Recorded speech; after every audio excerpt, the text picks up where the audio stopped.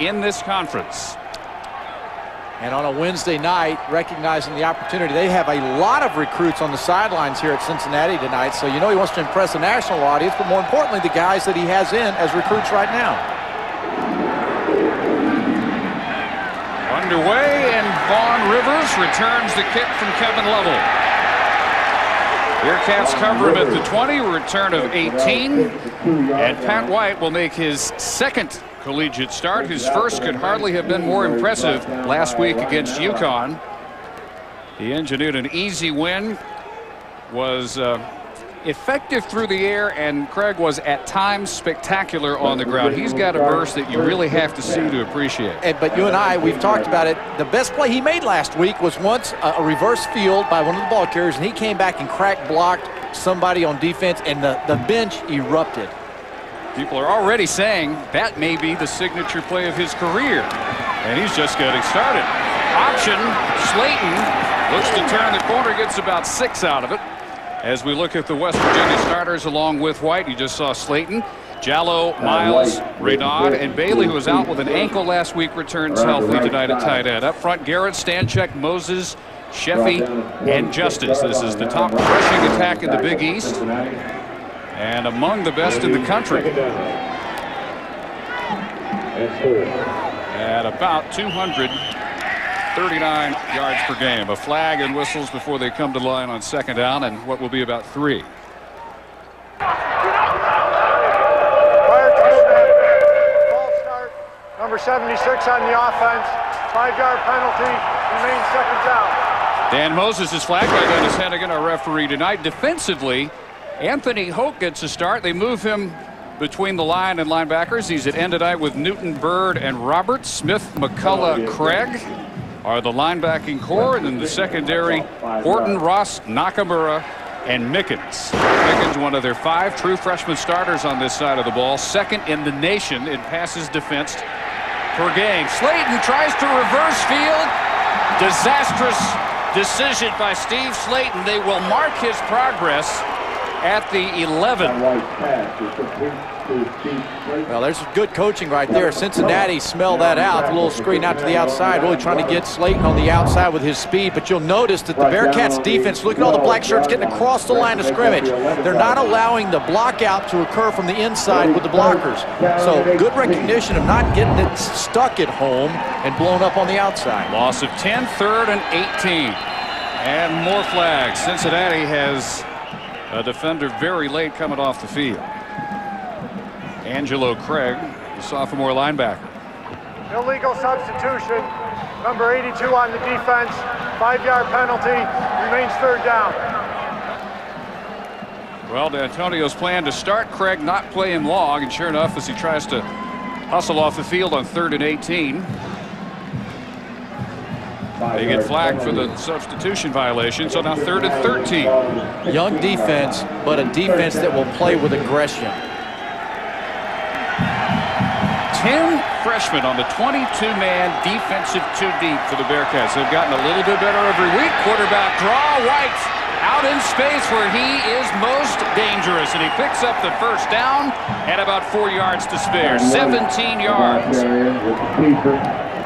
Well, one of the things that quarterbacks have to have today is the ability to get out of the pocket and not happen with their arms but with their legs. Pat White last week has shown on game film at least, and Cincinnati's been aware of it, his ability to break the containment and go. He's fast. There's different angles you'll have to take. He's deceptive fast with his speed. He's not like Steve Slayton, but he can run. So they overcome a 3rd and 18 and have a 1st and 10 at their 33. And a big fullback, Owen Schmidt, who was a little banged up last week, very effective against UConn, but bruised a thigh on one of his first couple of carries in that game. Slayton coming off a slight hip pointer, but both cleared pretty early on in the week to play tonight. Schmidt, last week we had a chance to show his face mask from one of the games that sits in the office of Rich Rodriguez. It's bent. He likes to hit you. He goes through a face mask a week if he plays the way they expect him to play. And through the middle, Slayton. Nice fake carried out. Fake to Darius Renaud on the end around. Slayton just across the 40 to set up a 3rd and short, about 2.5. We had a chance to do West Virginia last week, and watching their offensive line, the way they work together, between the balance of Slayton's running ability and the Pat White arm and running ability, defensively you're really challenged to stay and cover the entire field. Cincinnati hopes to keep 9 in the box as often as possible tonight, as again White forced to scramble, runs out of room, pulls up, fires. And the pass is brought in by Brandon Miles after Antoine Horton thought he had defensed it, and it's 37 yards. To the Mountaineers' leading receiver, Brandon Miles. Well, first of all, the amount of time that was bought in the backfield by Pat White to throw, rolling right as a left-hander, and then Miles, it's just remarkable. What a shot to the jaw there. But White gets the ball down the field, and then Miles goes up with a little jump ball drill. Beats Horton. 9th catch this year of 20 or more yards for Brandon Miles. So the Mountaineers first down the Bearcat 23. And banging his way inside the 20 to the 18 is Slayton. I like that. From tackle to tackle, you can't be just a dancer. To be a good runner, you have to have the ability to break the arm tackles. And many times you'll see good young runners with a lot of speed like Slayton. They want to do it with their feet all the time and outrun you. But this guy here can run through you too. Does not run like a 5'10", 185-pounder. A lot more powerful than you'd think. And he cuts this one up. Drags a tackler inside the 10, and a late flag comes. As Slayton may have West Virginia as we wait for the indication on the marker, set up for 1st and goal. Dominic Ross, the strong safety, the man Slayton was dragging down to the 9. Face mask, number 39 on the defense. Penalty is half the distance to the goal. First down. And the face mask by Jones comes in late, right at the end of the play. You'll see Jones come in, kind of the secondary tackler. But there's that strength that you just mentioned about Slayton running behind his pads. Hard to get to his legs. Slayton may have a face mask that looks like Owen Schmidt's. A few more of those. So Tywan Jones flagged. First 5 games he didn't score, and he's made up for lost time since. 7 in his last 3. So 1st and goal. The Mountaineers at the 5-yard line on this opening possession of the game. And going in, standing up for the touchdown is Slayton. His 8th of this true freshman year out of Levittown, Pennsylvania. Originally committed to Maryland. They decommitted him. And West Virginia could not have been happier to pick him up, bring him down to Morgantown, and he has the Mountaineers on top 6-0. Pat McAfee has hit all but one of his 29 extra points on the year, and it's 7-0. Slayton showed us his speed, he showed us his power, and comes right at us. His intensity as he gets West Virginia off to a fast start tonight.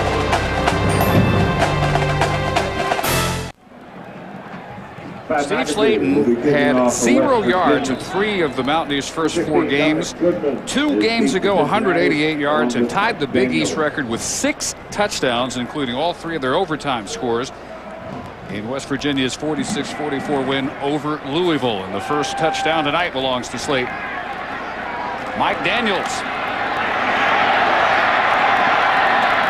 to the 27, and Cincinnati will have its first possession. And redshirt freshman out of Maysville, Kentucky, Dustin Grutza will lead the Bearcats out.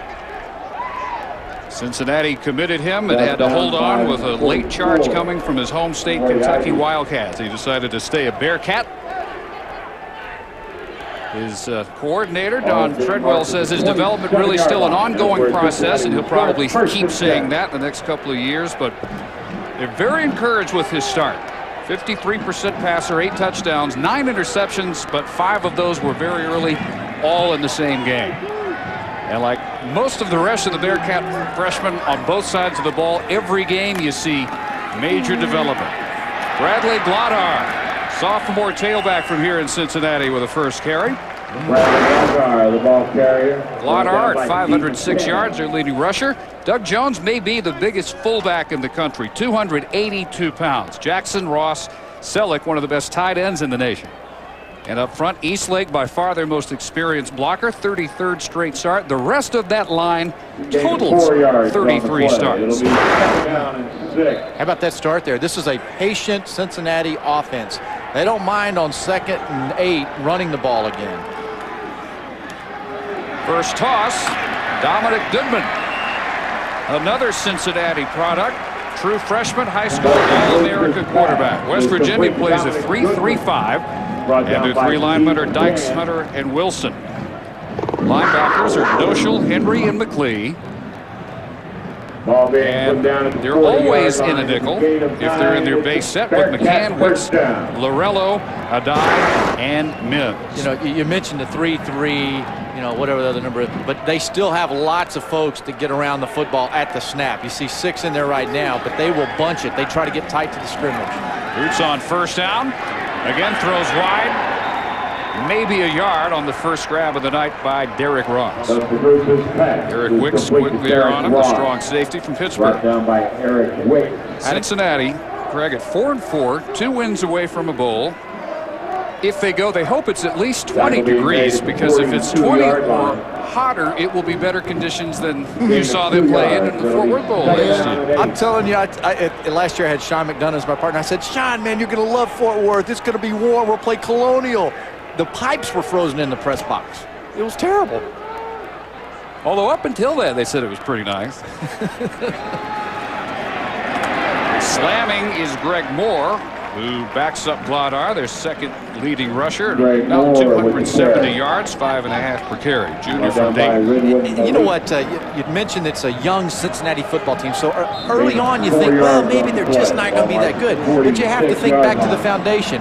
Mark D'Antonio has really gone out and he's put together a coaching staff that we'll talk about tonight that is consistent. And he's got a foundation of athletes. Rich Rodriguez said, hey, they're as talented as we are. Only other Ohio college program at a BCS conference, of course, Ohio State.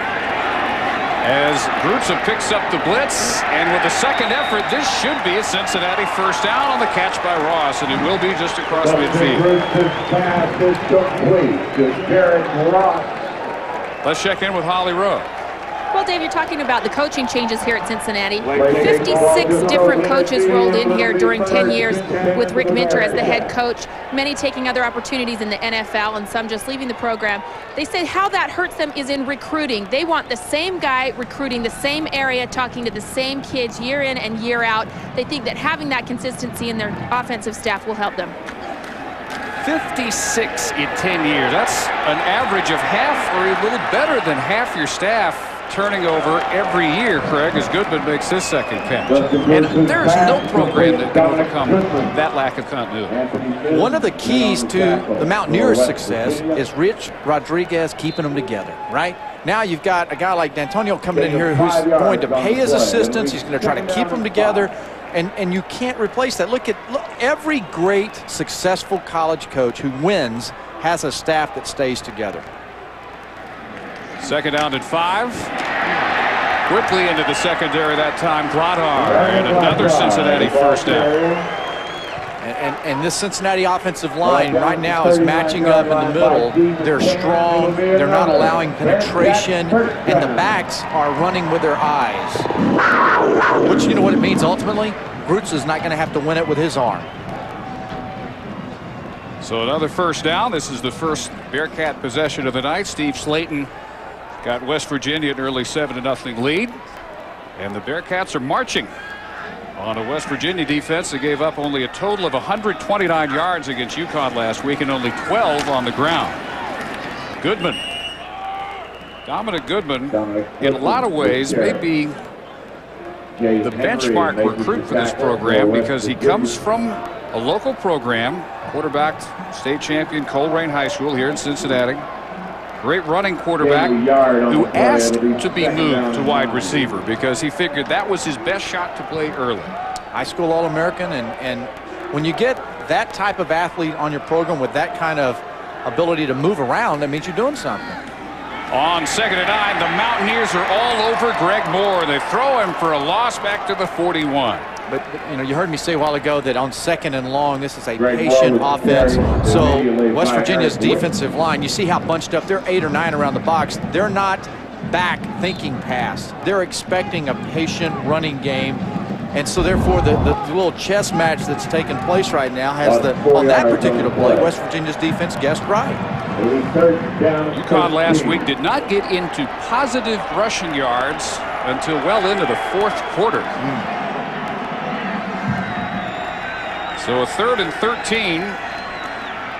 And Grutza tried to get Vladar the ball on a screen. It wasn't going to go anywhere. In fact, he's probably going to lose at least 3 or 4. West Virginia had it pretty well sniffed out.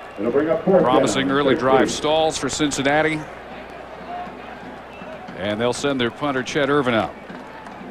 If you're trying to look at your offense right and the coordinator comes over and he's thinking to himself, all right, how do we do there? And he really did a good job. 3 and out with a freshman quarterback's not good with a lot of young guys out there. So, it's in between the numbers. West Virginia's defense bent, didn't break, but offensively you had some success that you can build on. Irvin off a terrific game at Syracuse, averaged 46. He killed 2 on the 1-yard line, came pretty close here. He's the Big East Special Teams Player of the Week off that effort. Going into the end zone here. 7-0 West Virginia, 5:43 in the first. ESPN2's College Football Primetime is presented by the Nikon D50 Digital SLR. Incredible pictures made incredibly simple. And in part by Audi, pioneering Quattro all-wheel drive for the past 25 years. It's greater to lead than to follow.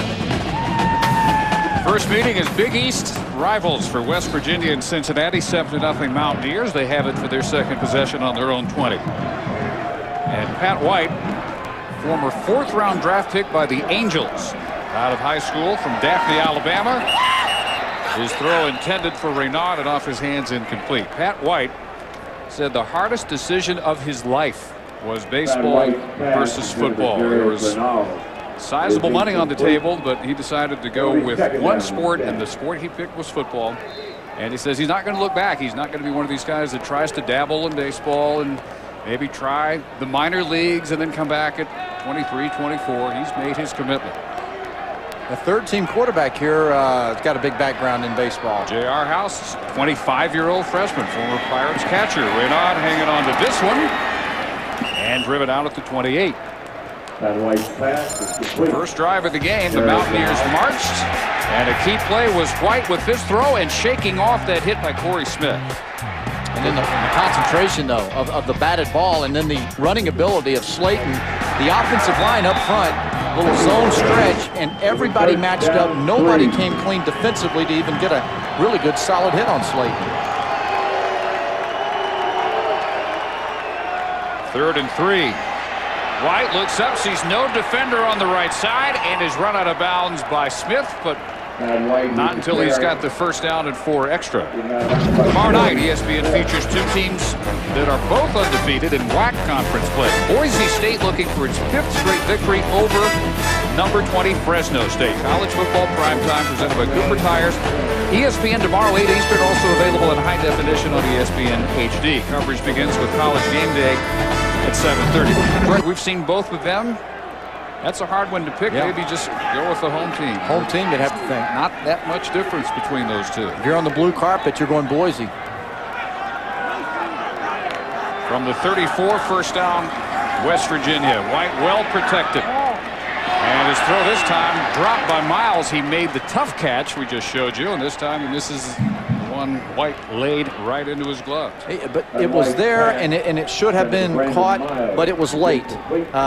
White has to get back, and he saw it. He just a count late on his throw over and the timing, but you can see that baseball, whatever it is, he's got that arm that can throw the football down the field. He's played both sports since age 4, and that was pad football at age 4. In the crib. They really start him early in Alabama. Owen Schmidt shows you why that face mask gets so gnarled, so banged up, and he goes through so many of them so quickly. That's one of the hardest earned 1-yard gains we'll see. Oh, man, how about Dominic Rostow coming up, 49. Schmidt will come with it, and that's like two sandhill cranes trying to find the same hole.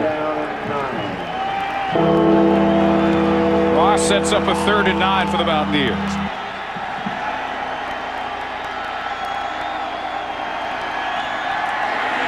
Against a blitz, a diving attempt. Did he hang on? Complete at the 44-yard line for 21 yards. The catch made for West Virginia by Brandon Tate. Wow, what a catch. Excellent blitz pickup. And Tate comes up with the catch. That one there looks like he's got it. Man, he reaches out with that right hand. The right paw just brings it in. We're going to review it here.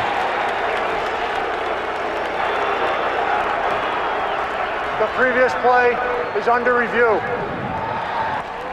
I think the last angle we almost saw the entire play will be the best angle. The one from the end zone to our right. We'll show you everything we have on this dive by Tate. That one looks clean because I think he's got both hands under the ball. Now, there's nothing conclusive enough to overturn on that shot there. This is the one that probably is going to have the best angle, I think. You know what, though? But his right hand is under the leather. It looked like the ball bounced, but it also looks like he has some hand under there. Oh, man, I just don't think it's conclusive enough. You know what, Dave? I don't know. You know, that's the word. If he doesn't have control, he doesn't come up with it. It's going to pop out when he hits the turf. And again, this angle, I think, is going to show that he's got that right hand under it all the way and tucks it in. I think he's got the right, yes. You can see the glove, the grayness of the glove on the leather. I think the play stands as called on the field. And if that's the case, it would be the second 3rd down and long conversion that this offense has taken advantage of. The arm that time of Pat White. After review, the ball hit the ground. Therefore, it is an incomplete pass. It will be 4th down. What TV were they looking at? Isn't the word conclusive? Indisputable, irrefutable, pretty much means the same thing. And this was, to our eyes, a catch, but not to the replay officials here. So it comes back. I'll say this: they weren't in the booth long, were they? You know, at least they came up, made a decision. Well, if you're diving and you don't have control, it's going to pop out when you hit the ground, isn't it? If you're in the position he was in. For the two of us, yes. It really meant you. Of course it's going to pop out of me. Phil Brady on to kick. First drive, they faced a 3rd and 18, helped out by penalty and a deflected catch. Took it in for 7. And we'll get a violation this time, crowding Haraki Nakamura, who was back waiting for the punt. 35-yard effort by Phil Brady as we wait for, again, Dennis Hennigan's call. And kind of the over and under tonight on how many times you say Hakimura is what, 6? Well, I hope never, because there's no Hakimura out there. Yeah, whatever you said there. Haruki Nakamura. That too.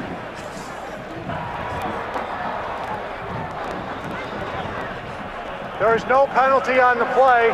The kicking team member was blocked into the receiver. It will be 1st down.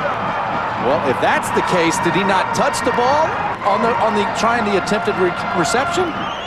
Oh, interesting. Evidently not. 7-0 in the first, West Virginia. Welcome back. ESPN2's College Football Primetime, presented by Nikon. 7-0 West Virginia. 3:52 to go in the first, as the Bearcats will have their second possession start at their 34-yard line. That offensive line, Cincinnati got to stick with it. Keep matching up front. Cincinnati, in its last game, rolled up 223 yards a couple of weeks ago. 223 yards against then the #1 defense in the country, Connecticut. This is a team that's had 29 different players see their first collegiate action this year, including 10 true freshmen, 12 redshirt freshmen. They have started 9 different true freshmen, and this is something that Mark D'Antonio saw coming because there was a huge senior class last year. They only had 60 players in uniform for spring drills. 25 freshmen were on the way, so do the math. With 85, they had to hold that many spots out. And he decided real early that this season was going to have to be about throwing the youth out there to sink or swim very early. Well, and if it's talented youth, it's a different thing. It doesn't matter. We've seen across the board throughout the country a lot of very talented young freshmen contributing in a big way on big teams. Offset eye, Grutza with Butler Benton carrying for the first time tonight. 3 different tailbacks. Bradley Glodar, Greg Moore, Butler Benton sharing time.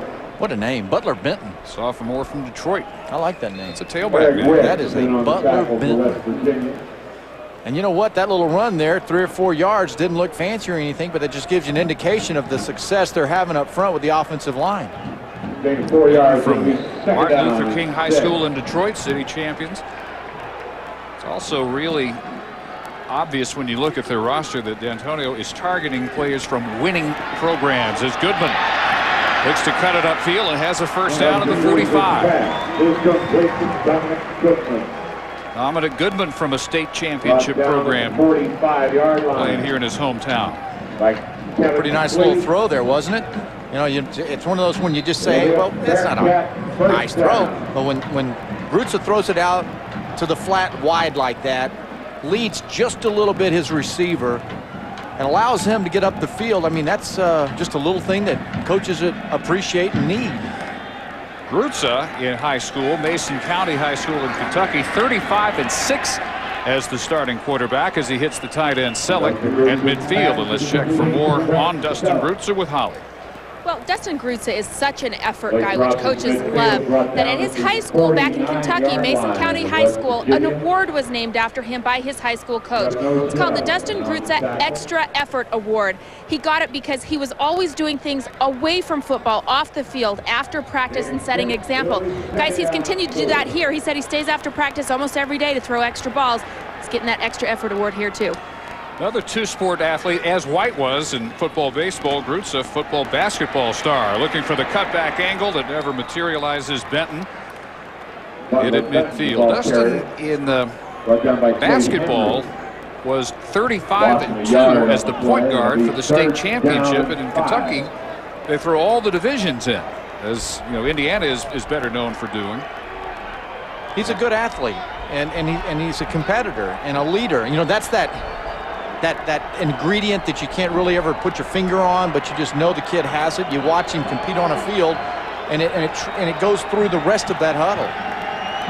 4-point student throughout his high school career.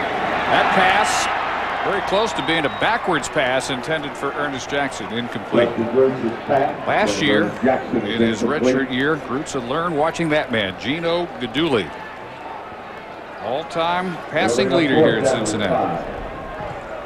I enjoyed getting to know him last year, and this is tonight kind of a neat thing, coming back being an honorary captain in this game, and a lot of these young men look up to him.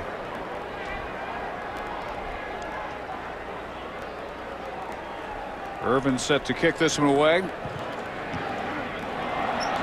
Wobbler, a little bit off the side of his foot. It's going to work out just fine, though. Rolling out of bounds near the 10.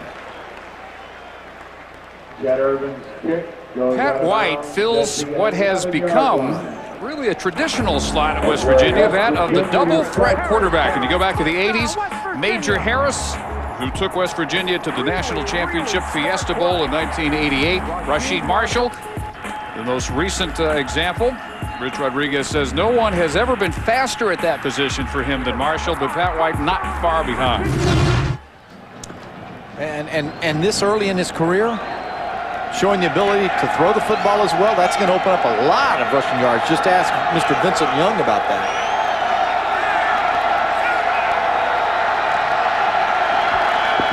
First down, give to Schmidt. And Owen Schmidt bangs his way for a little breathing room out to the 15. Very important series here for Cincinnati's defense with field position, a nice punt to work and to try to get it back to their offense with decent field position for them to work with. And for West Virginia, their offense, mixing it around and just finishing some plays. They've really stopped themselves more than Cincinnati stopped them. Gets him 5, 2nd and 5. Inside the final minute of the first. And again, White calls on Schmidt. Look at that pile move forward up to the 20. It'll be 3rd and 1. Again with the carry. Anthony Williams. Most teams would be one of the younger defenders. As a sophomore, he's a gray beard here in Cincinnati. Schmidt likewise a sophomore and a walk-on transfer from Division III Wisconsin River Falls. Sat out last year, worked his way steadily up the depth chart to the point where he's become a crowd favorite, kind of a symbol of the program Rich Rodriguez has built. Now it's Slayton for the first down to the 25. Steve Slayton, the ball carrier, brought down by Dominic Ross. 4 seconds still on the clock. Steve Slayton getting about 6 yards per carry here in the first quarter, and the only points of the game. For the Mountaineers. That ends the first. West Virginia looking to go 5-0 in the Big East and get Rich Rodriguez into a New Year's Bowl for the 3rd straight year. They're up 7-0.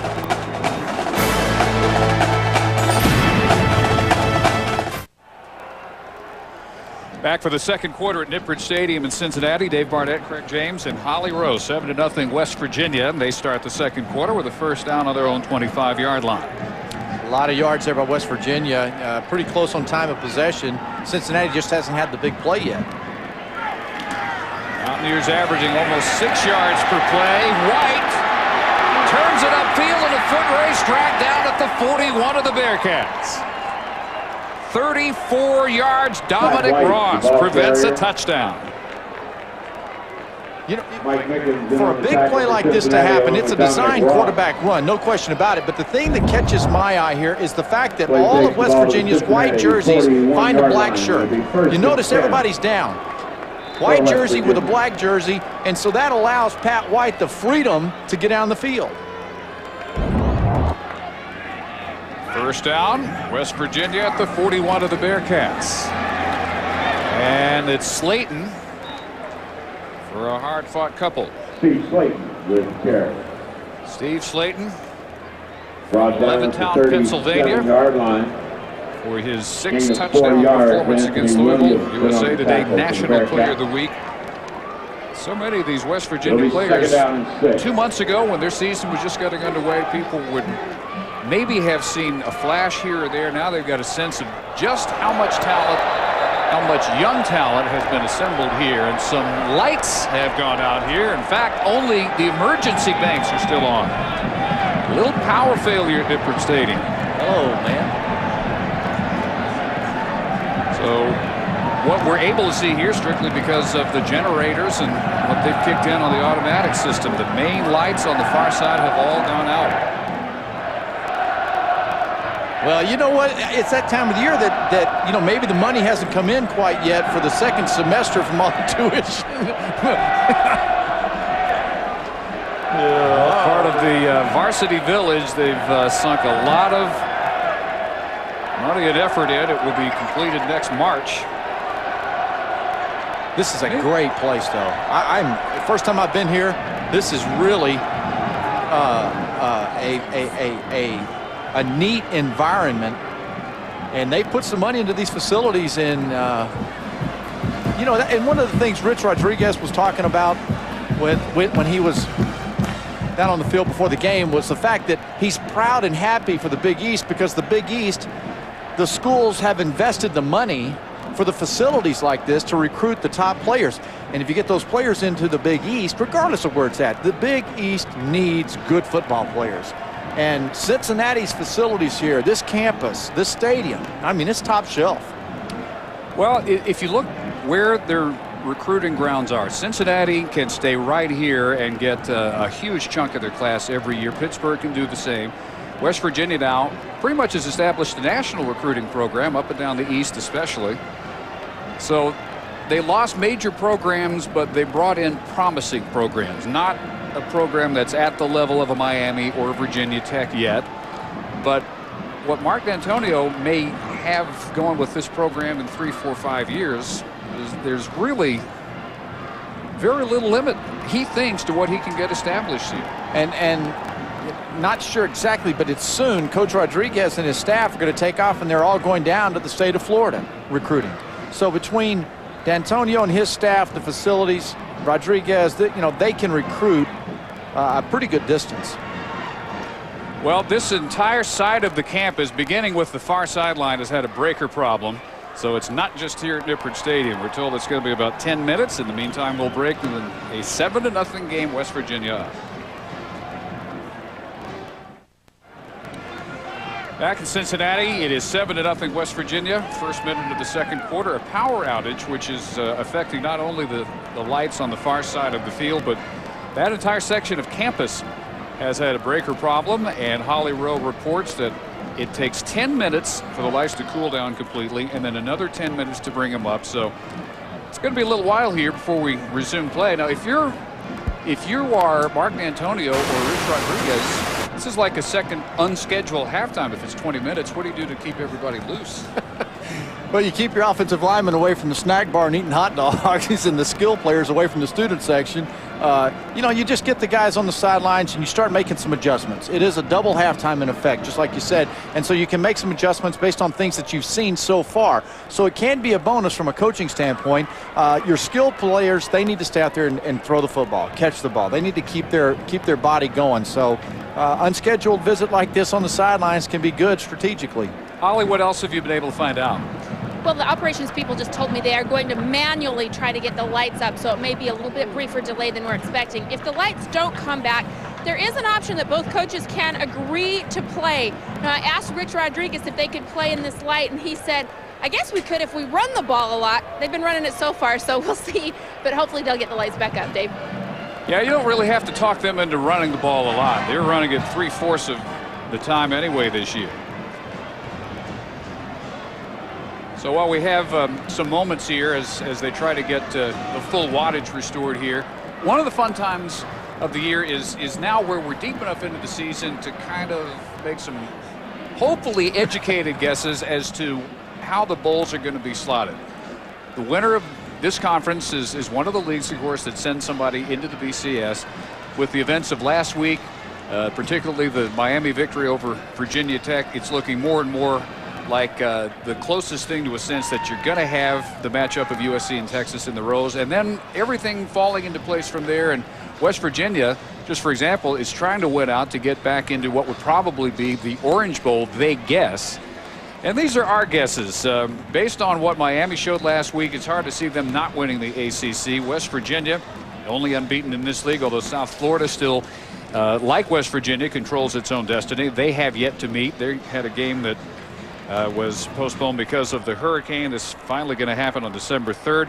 Penn State taking charge of the Big Ten. Texas likewise in the Big 12. USC in the Pac-10. And where we really split was the SEC. You like offense-free Alabama. Absolutely. Holly goes Georgia, and I go LSU.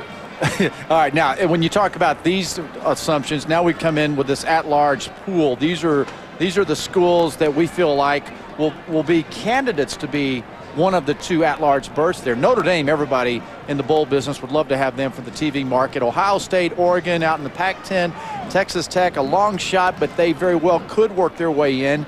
Virginia Tech, and then we believe one of the schools that doesn't make it out as the SEC champion out there, Alabama, Georgia, or LSU. But it's a fun time of the year, like you say, because this is really what the college football fan. We followed it all season. We've been around it. We've lived it. Now you start making projections about where you think schools are going to be and who they're going to play. Ultimately, number 1 versus number 2, Texas versus USC is what everybody wants to see right now. Of course, Alabama doesn't want to see that. Alabama wants to see the fact that they're going to go out and they have a chance to play in it as well. And that might be the school that gets left out again. So you'd have back-to-back years with the SEC. It's going to be a lot of coffee talk shop if that happens. Holly, quick update. What's your best guess now on when the lights are going to come back up? Well, no more coffee talk shop, guys. Right now, they're going to play ball. They said that if both coaches agree, they are going to play. Some of the lights have started coming back on. that they think they're moments away from getting the full banks back on. So, guys, they are ready to play ball. You can see the meeting between two head coaches at the middle of the field right now with the head referee. But if both agree, we're going to play ball. You know, Holly, what's funny is I was standing in the middle of the field with Rodriguez before the game, and the punts are going everywhere. And a punt comes flying through the air, and everybody's hollering, hey, heads up. Rich looks up to catch the ball, and I mean, he had skillets for hands. That ball went deflecting on the other side. I said, man, you need to get on the jugs machine. So my point being, he doesn't care. He couldn't see the ball when it was light out there. So, you know, I guess he assumes his receivers have better judgment than he has. Give him a break. He was a walk-on defensive back, okay? There was a reason they didn't put him out there at wide receiver. And I bet he had very few interceptions in his career. Well, we're going to put a bookmark in the SEC projection talk, and at some point you're going to have to defend your selection of Alabama, which has scored one offensive touchdown at 13 quarters. Let me say, hey, roll Tide with that defense. They can play defense. So after 10 minutes, back to play now, and a second down and 6 for West Virginia. White rolling left, and has a man. Miles inside the 5, 1st and goal, 2nd long. The White to Miles connection here in the first half. This one good for 32. Well, so much for not being able to see the football. You know, Rich talking about not being able to see, they can run the football, so he goes out and throws it up on the first play. But it's nice execution of Pat White going and stretching. Schmidt's in the flat, and you got the deep ball down the field. So West Virginia offense, again, executing with the pass. Much more of a run-oriented spread this year, but the pass still a dangerous weapon. And cutting it back, diving at the goal line, coughing it up. He was down, no fumble, and also no touchdown for Steve Slayton. Inches shy. Nice call, too, there by the official. The ball caused the ball, the ground caused the ball to come out, and that is not a fumble. 1 yard line. Up in the air. I'll tell you what. He is definitely, the ground caused it. Is it not a touchdown? From the 1. Nope. Ball never quite got to the white stripe, so 2nd and goal, inches away. And Slayton leaps, and he's got his 2nd touchdown here. 13-0 Mountaineers. Slayton carries from 1 yard out for a West Virginia touchdown. Pretty good following here. West Virginia fans have come out tonight to support him here, and you see Slayton gets his air, but most important part of getting air as a ball carrier going into the goal line is that nobody penetrates and the offensive linemen keep their guys down. Pat McAfee out of the hold of George Shell for the extra point, and it's 14-0. 12:55 in the 2nd quarter. Pat McAfee's point after attempt is touchdowns numbers 8 and 9 on the year for true freshman Steve Slayton.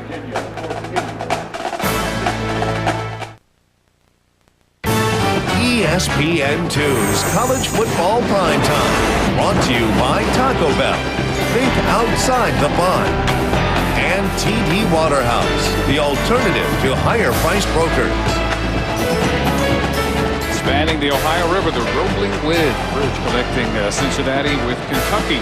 14-0 West Virginia. The lights starting to come back after a 10-minute delay.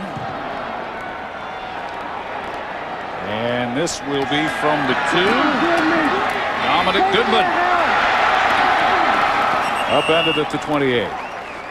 89 yards on 8 plays on the 2nd scoring march of the night for the Mountaineers, and White accounted for 66 of those 89. He went 32 yards on his only pass of the possession to Miles, and on his only run, he took it 34 yards. From that point, Steve Slayton took care of the rest. So down 14-0 now. Redshirt freshman from Maysville, Kentucky, Dustin Grutza. Trying to get Glodar established on the ground. No go so far. And so far, Dustin Grutza, he's completed a lot of balls, high percentage, but he's not stretching it. And at some point now at 14-0, you're not panicking. It's early in the game, but you're going to have to stretch. You're going to have to show that you can throw the ball down the field and get out of that little box that you're playing in. 1 yard for Gladar, another recruit from a highly successful program. 2 state championships here in Ohio Division I at Elder High School in Cincinnati.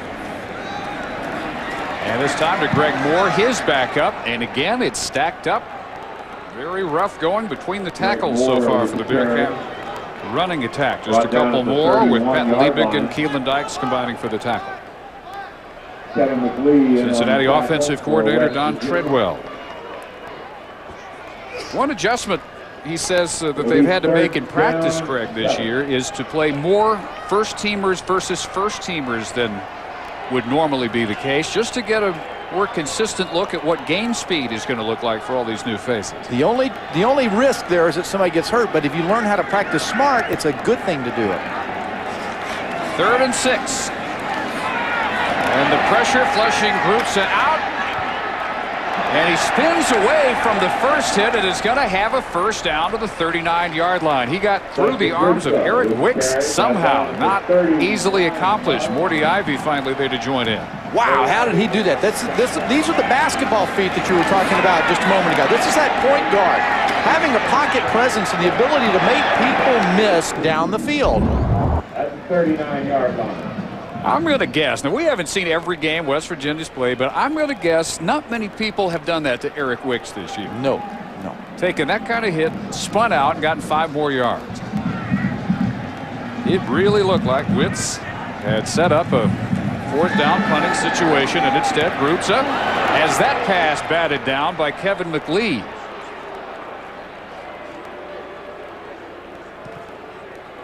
Grutza again looking short, looking to the sideline. Really hasn't challenged anything in the middle between the hash marks with his arm yet. Watch the fullback 86, the big guy in the flat. See right now, throw the ball. He's late. You know, you got to read it when you see it. You got to get rid of the football. So many times you see young quarterbacks, they get out on the pocket and they're reading and looking too long, and they're looking at receivers. They're not feeling what's being given to them, and then all of a sudden the guy jumps up and bats it down. On 2nd and 10, he just got that one away from Mike Lorello, and it's caught by Derek Ross. Tackled by Anthony Mims at the 46. Ross, the most experienced skill player Cincinnati has. Senior from Marion, Ohio. Came in tonight 44 yards away from 1,000 for his career. One thing Grutz has done as well as anybody in the country is spread out the ball to his favorite receivers. His top 3 targets all within 1 catch of each other for the season coming in tonight, either 22 or 21 catches. For Ross, Selleck, the tight end, and Ernest Jackson, the other wideout. So here's a 3rd and 3. And well protected this time. The catch by Selleck, who knew exactly where he had to get for the first down at midfield. The ESPN Game Plan features 15-plus college football games each week. So if you can't find the big game you want this Saturday, there's a good chance it's on the ESPN Game Plan. This week's games, which can also be seen on ABC, include number 3, Miami at Wake Forest, Kansas at number 2, Texas, and number 1, USC against Cal. The ESPN Game Plan is available on TV and online. To order, call your pay-per-view provider or go to ESPN.com, keyword Game Plan. So a 1st and 10 to Brent Selleck, his outstanding tight end, and knocked back on his feet, Matt Webster, the center.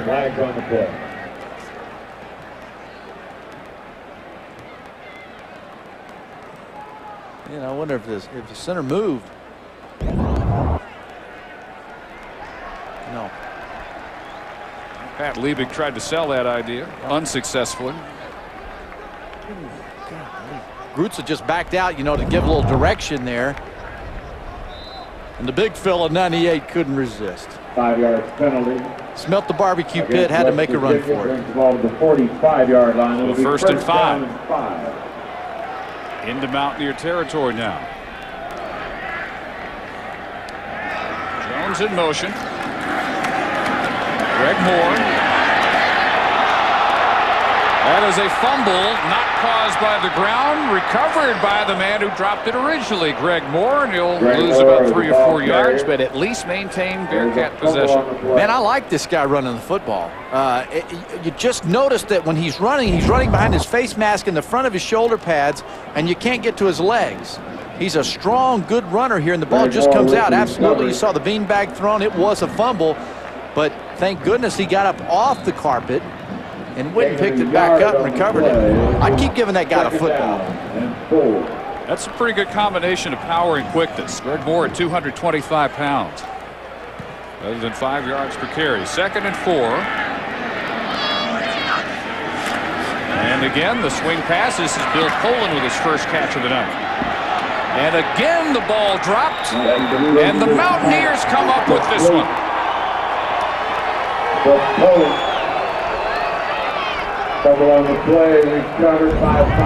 It is a fumble. Poland gets the ball on the outside, and a lot of traffic coming from the inside. He has 2 hands on it initially, but the left hand comes off.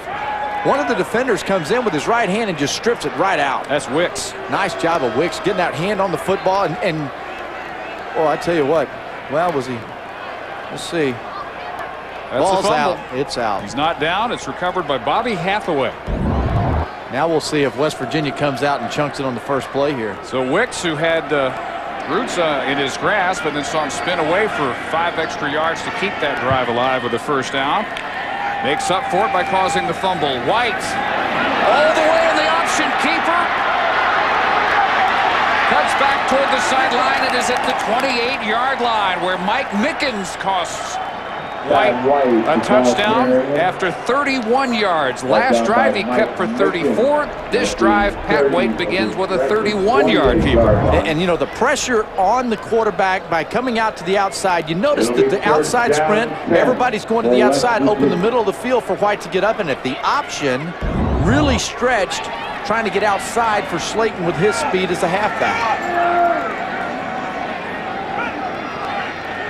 To see the growth, almost possession by possession for White. Just his 2nd collegiate start.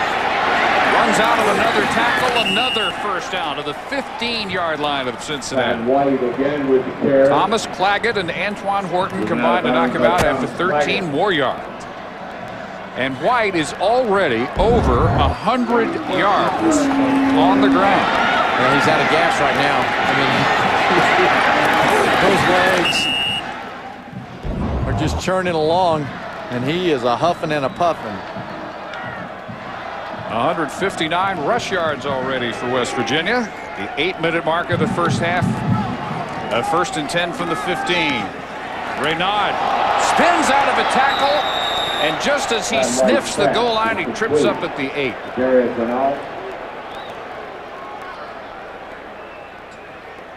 Darius Reynaud, sophomore from Butte, Louisiana, thinks he has 6 here. You know, the strong arm to get it to Reynaud quickly so that he can turn and look at the defense coming at him. He makes the move, and Reynaud, the old grass monster, jumped up and got him. That's one of those that you like. You wish you could be in the meeting tomorrow when they all laugh at him. Reynaud motion man, 2nd and 4. Slayton, who's already got 2 touchdowns and adds a 3rd. Steve Slayton carries from 9 yards out for a Mountaineer touchdown. Steve Slayton on his 10th carry of the night, his 3rd touchdown. 20-0 West Virginia. Well, if he's a baseball player, he's hitting 300 for the end zone. The former baseball player, Pat White, got him down there again. White has carried 5 times tonight for 102 yards. A 31-yarder started this scoring drive. McAfee makes it 21-0.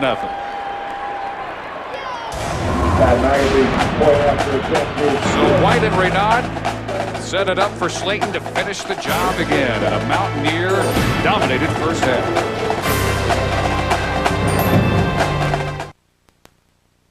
It's time now for your chance to win one of 100 Philips HD TVs with DirecTV service for a year. Log on to 100yardblitz.com to enter. The code word is Bearcats. Log on to 100yardblitz.com. Enter Bearcats as tonight's code word for your chance to win an HD TV. 21-0 West Virginia. Outgaining Cincinnati 239 total yards to 74. Outgaining on the ground 168 to 34. Dominic Goodman buried inside the 10. The fired up Mountaineers on all sides of the ball, including special teams now showing their dominance. As Charles Pugh comes up for this, shall we say, slobber knocker? Does this qualify? Well, it's just too low. You know, when you get hit up high is when you get the slobber knocker. You know, the slobber, Decleater? knocker, decleater. Yeah. All right. Yeah. Big hit. No doubt. Be something besides just another good tackle. Another good tackle. Young guys don't know to stop playing when you're up 21-0, do they? So all the Bearcats need now start on their own 10, down 21-0. Almost half of the second quarter to go. They start with Glodar moving the pile about 4 yards beyond where you thought it might stop. Bradley Gladar, the ball carrier. Turns 1 yard into 5. What keyed that last scoring drive for the Mountaineers? What started it? 31 yards on the keeper up the middle by Pat White. It was the option to the left. And the speed of Steve Slayton in the backfield, the defense respects so much. And they have to get on their horse to get to the outside to stop the pitch. And when you do that, remember what I said in the open, you lose your gap control and you open up something for Pat White. Roots on 2nd down and 5, staying with Glodar. And Glodar again finds some yardage that wasn't necessarily there when he took that handoff. And he's going to come very close to the first down. He needed the 20, and they decide not even close enough to measure. 1st and 10, Cincinnati. I think right now Cincinnati's offense might want to consider an up-tempo deal. You know, in and out of the huddle a little quicker, certainly, if not going to the line of scrimmage. You don't want to panic, but you need points on this drive. And that offensive line and the ball carriers, they've just got to give that little extra to it. And this drive here is critical, and they got to talk about that in the huddle. And at some point, we still wait for Grusa to take a shot downfield. Maybe here. Nope. Not going to happen here. Bobby Hathaway, who recovered the fumble that set up the 3rd Mountaineer touchdown, knifes in on the blitz for the sack. At the 14-yard line. Hathaway, you know, you're sitting there setting up the big shot. Linebacker Hathaway comes. The left tackle blows his block, loses containment on the inside. Blind side for Grusa, and he gets a pretty good shot. We got a slobber knocker there, sure. That was plenty hot. Hathaway plays behind Jeff Noshel at strong side linebacker. A loss of 6, 2nd and 16. And they run it on the passing down. Butler Benton knocked backwards by D. McCann. Man, you know what? There's a reason West Virginia's leading the Big East right now. D. McCann and that secondary and this defense, they come up. And the perception sometimes is you hear it's a 3-3-5 defense. Maybe a little soft. This defense will come up and get you. And it's 7-1 record this year. Only loss to Virginia Tech. They know how to play football. West Virginia is young, but they can play and play well. This is one of those what ifs. What if those two played again? What if you had a rematch with where West Virginia is now and where Virginia Tech apparently is now, or at least was last week? Might have a completely different outcome. Grusa throwing on the run and throwing accurately, but nowhere near 1st down yardage. Ernest Jackson. Yeah, what do you say we just call them up and see if they want to do a little extra work midweek? We got a midweek crew here. We'll gladly throw it up on the bird.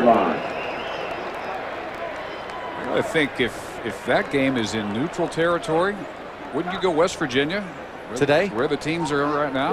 But see, that's what the loss of Virginia Tech did for them last weekend. They got shellacked by Miami, and now everybody's going to think, well, maybe Virginia Tech's not that good.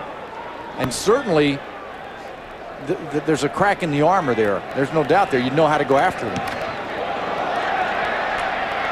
Chet Irvin sees that ball. Tightrope down the sideline. And roll out of the 29, 46 yards. 3 touchdowns from true freshman Steve Slayton, who tied the Big East record held by Willis McGahee of Miami 2 games ago with 6 against Louisville. Already halfway there. Boy, again, you just don't see a 185-pounder when you watch him with that combination of ability to go right at tacklers, show some power, and then dart off and show the quick feet and the breakaway speed. You know, sticking with the thought, the question, the concept of, you know, how would West Virginia do against Virginia Tech now? The switch that they flip here at West Virginia has everybody on this team. They always play hard. Slayton close to 10 and another first down. In fact, that term came up over and over and over again, talking last night with Mark D'Antonio. What he said he wants to build here at Cincinnati is what Rich Rodriguez has at West Virginia, and that is a team that does two things every week. Shows toughness and plays hard. And if he said it once, he probably said it half a dozen times talking about West Virginia. Every coach would like to have a smart, tough football team, but I think you have to have some kind of little gimmick like they have at West Virginia. You know you're flipping it on when you look at the door, leaving and coming. Slayton this time for no gain.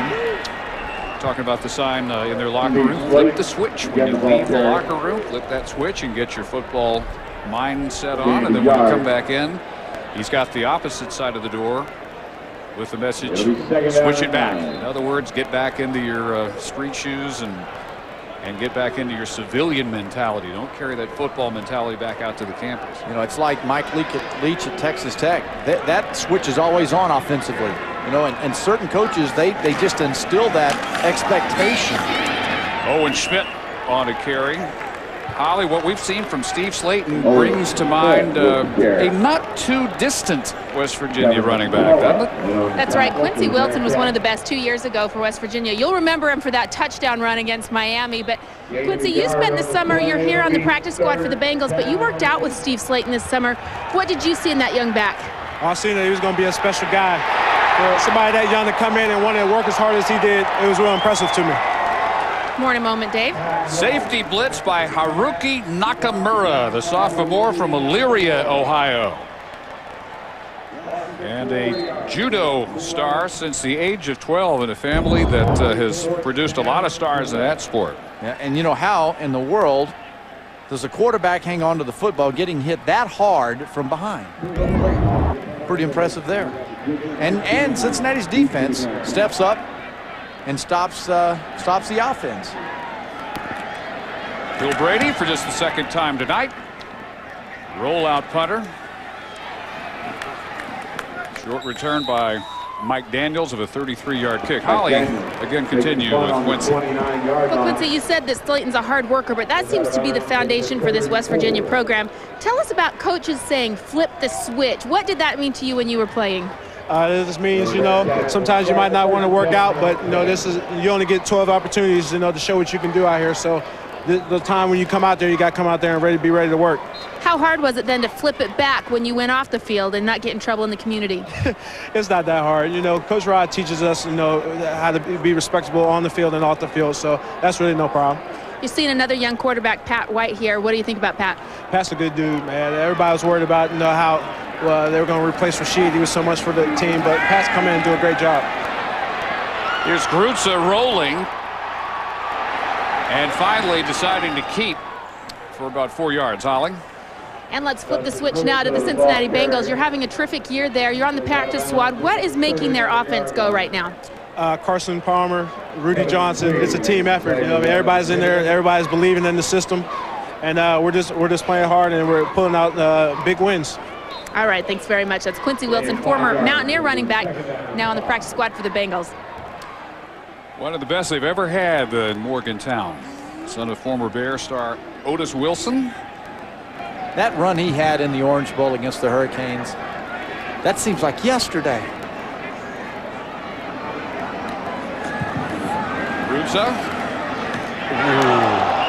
Very fortunate. Eric Wicks didn't pick that one off, and here comes a late flag. Pass intended for Bill Pullen. There is a penalty flag on the play.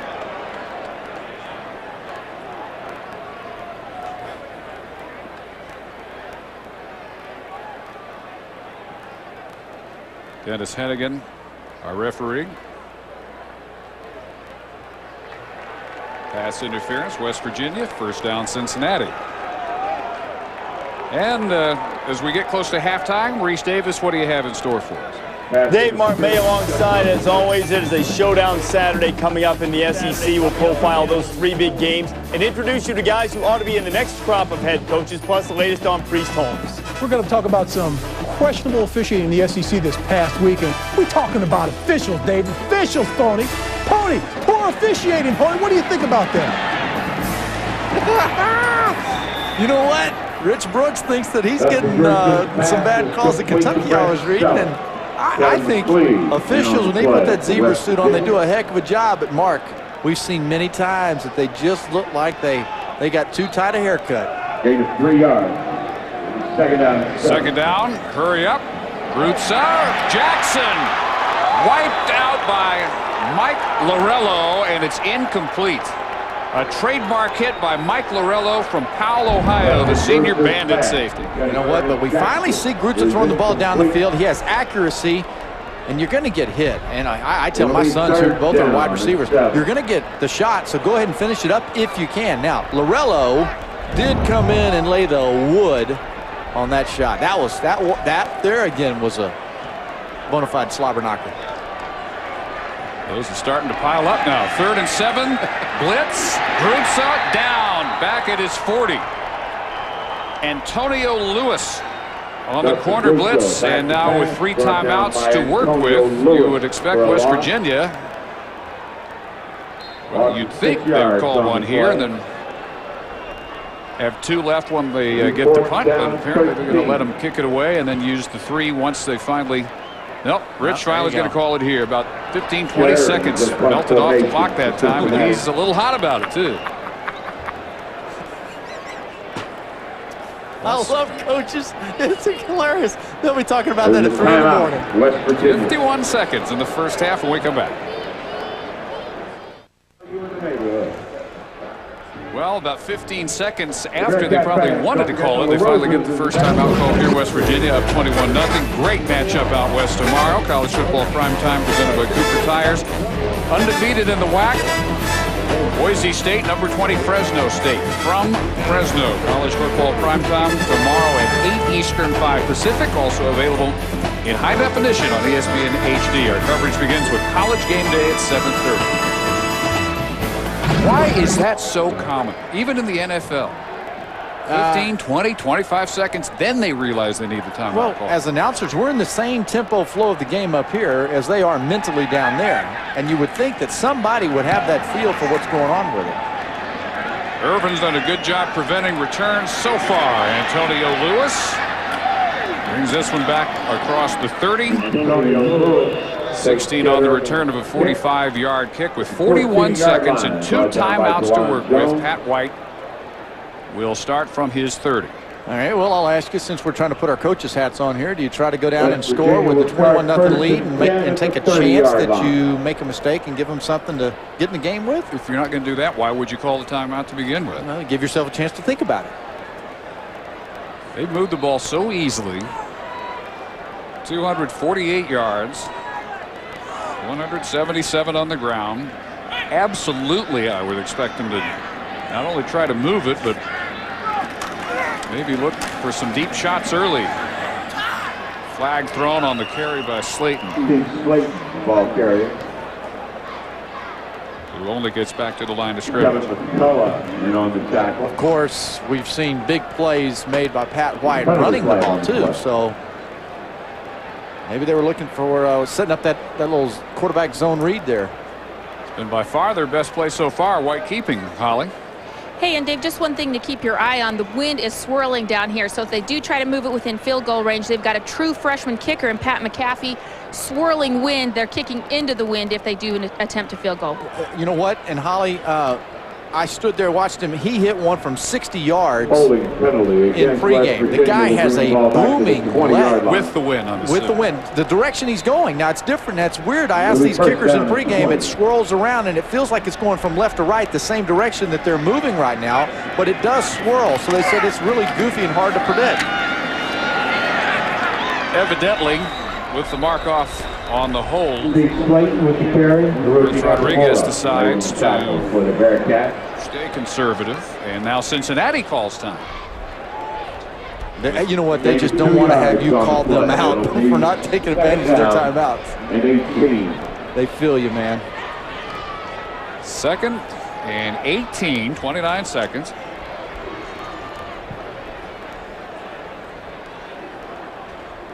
West Virginia coming in, hoping to stay undefeated in the Big East. Cincinnati, 2 wins away from bowl eligibility. Dave Barnett, Craig James, and Holly Rowe at Nippert Stadium. Unseasonably warm weather until about half an hour ago, which was also about the time the lights went out, and we had a 10-minute delay. So these are already pretty well-rested teams that are preparing for their halftime break. All 3 touchdowns from Steve Slayton, the true freshman tailback from Levittown, Pennsylvania for West Virginia. Pat White has thrown it for 71 yards, 5 out of 8, and has carried for 98. Now, he's lost yardage since he got over 100. He had 102 on his first 5 carries. He's 6 for 98 now. Man, how about that? 91 yards offense by Cincinnati. And I don't think it's the ineptness of their offense as much as it is just the good, solid play of West Virginia's defense. I think Cincinnati's done fairly well is extend their drives. Their time of possession's pretty good. 3 minutes more than West Virginia. They're just not getting the big plays that West Virginia is getting with ease. You know, we're 23 seconds away from hearing Mark May go off on officials in the SEC. 2 yards on the play. It'll be Reese is going to have to just put the gloves on and just you know, hang with him, Reese. Set him up. One more timeout left for the Bearcats. 3rd and 20. Hoping Grutza gets at least a shot somewhere on his own end of the field. Grutza has hit 10 out of 14, but averaging less than 5 yards per completion. Still really only 1 downfield shot.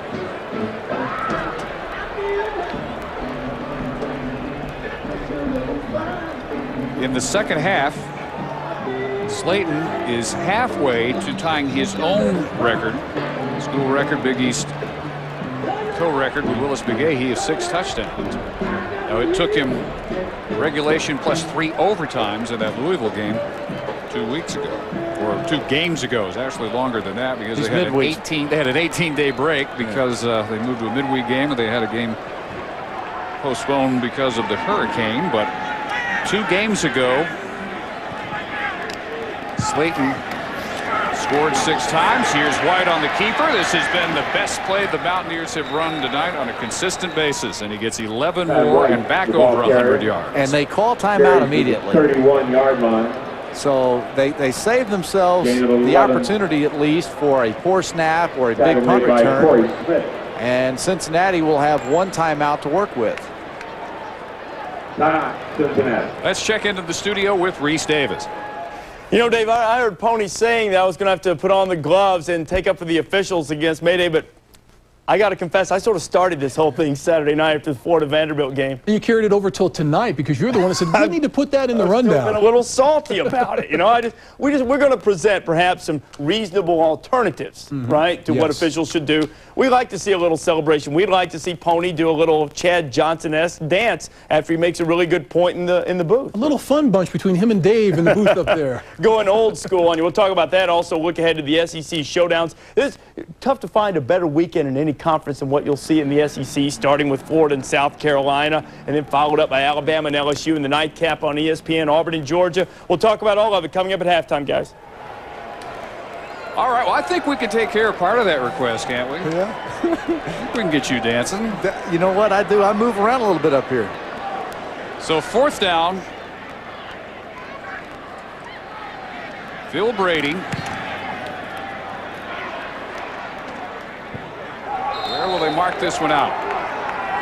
Wherever it is, there's time for probably 1 downfield shot by Grutza with 9 seconds to go. 35-yard kick out of the 34. 34-yard. You know, that LSU at Alabama. Now, I know you're not on Alabama's side here. Do you think their offense is terrible? Well, it's not a matter of being on their side. It's a matter of who you think can win. Alabama has done a miraculous job with no offense. To be 9-0 in the SEC is a huge statement for their defense. But all I'm saying is, how can they keep winning when they have LSU, Auburn, and even if they win Georgia. Those 2, the SEC championship game? I believe Brody Croyle is a good quarterback, and I think Darby runs the ball well, and I believe DJ Hall gives them the threat they need. They just don't have to be crazy throwing it. Grutza runs out of time and room. Well, they will give him 1 more shot. 1 second still on the clock as Morty Ivy runs Grutza out. And I hope Mark and Reese talk about, I know they will during halftime, how good Alabama's defense is, which reminds me of the '92 championship team. That team had an offense. This team does too. That's my point. I think they have the ability. Now, they lose Klossner, their center. That hurts. One offensive touchdown in 13 quarters. That '92 team didn't have a spell like that ever. They had a great defense, but they had some balance. I tell you what, you and I will go a hamburger on the deal that they do better than you think this week against LSU. Running out the clock, Bradley Glodar. So we reached the end of the first half. 21-0 West Virginia. Well on its way to going to 5-0 in the Big East, 8-1 overall as we send it. It's fast. They play disciplined, and it's not so much that Cincinnati hasn't been good on offense. West Virginia's good. Pat McAfee has the second half underway. Dominic Goodman with 2 flags down at the end of the return. Mike Daniels on the return for 32 yards. And we wait for Dennis Hennigan, our referee, to tell us about, well, actually 3 flags down out there.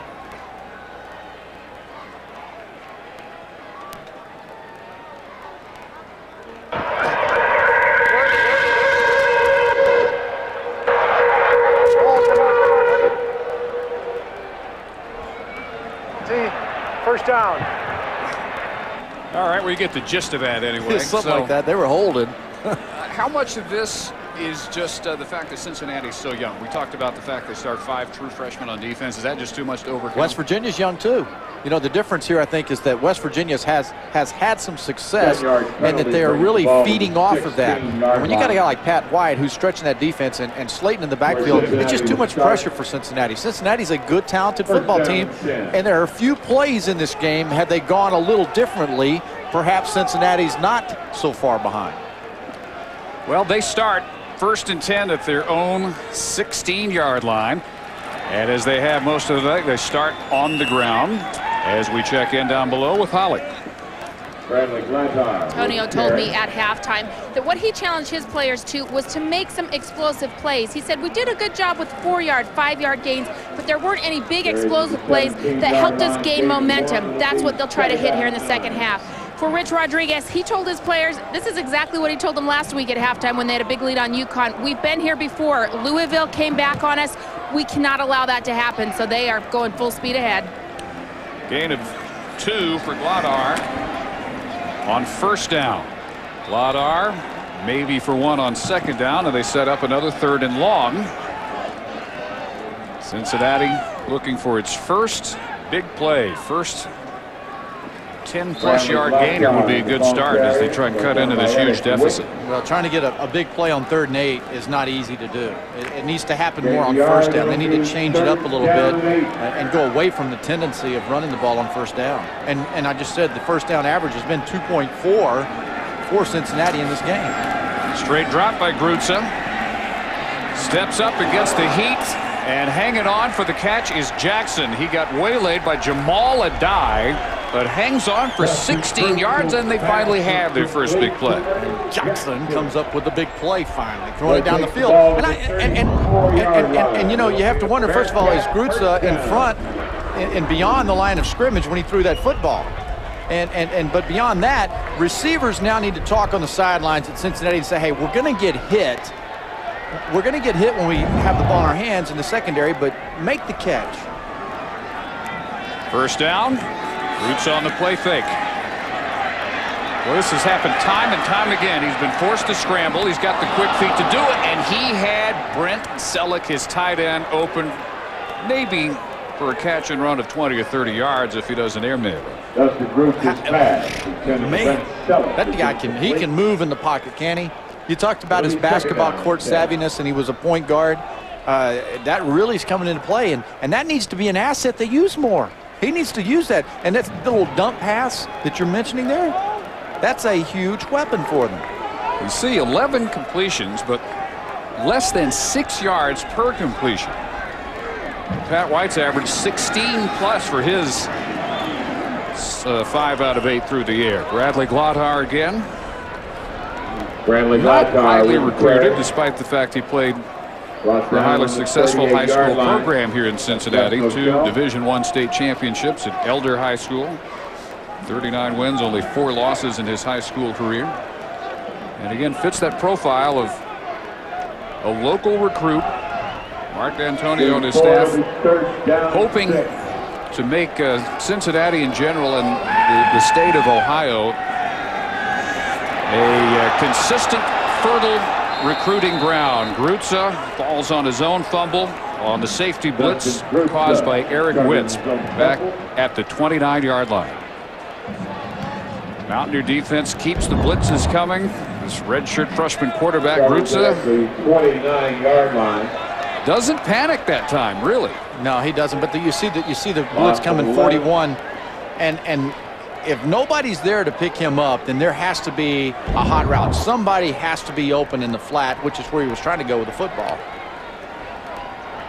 I'd move the pocket next time they get the ball. I'd start putting that young man on the corner, seeing what he can do. Chet Irvin on the punt return. It's Vaughn Rivers. And Rivers returns to about the 48-yard line, just a 30-yard punt. Grutza has had the heat coming at him all night and almost turned that one over deep in his own territory.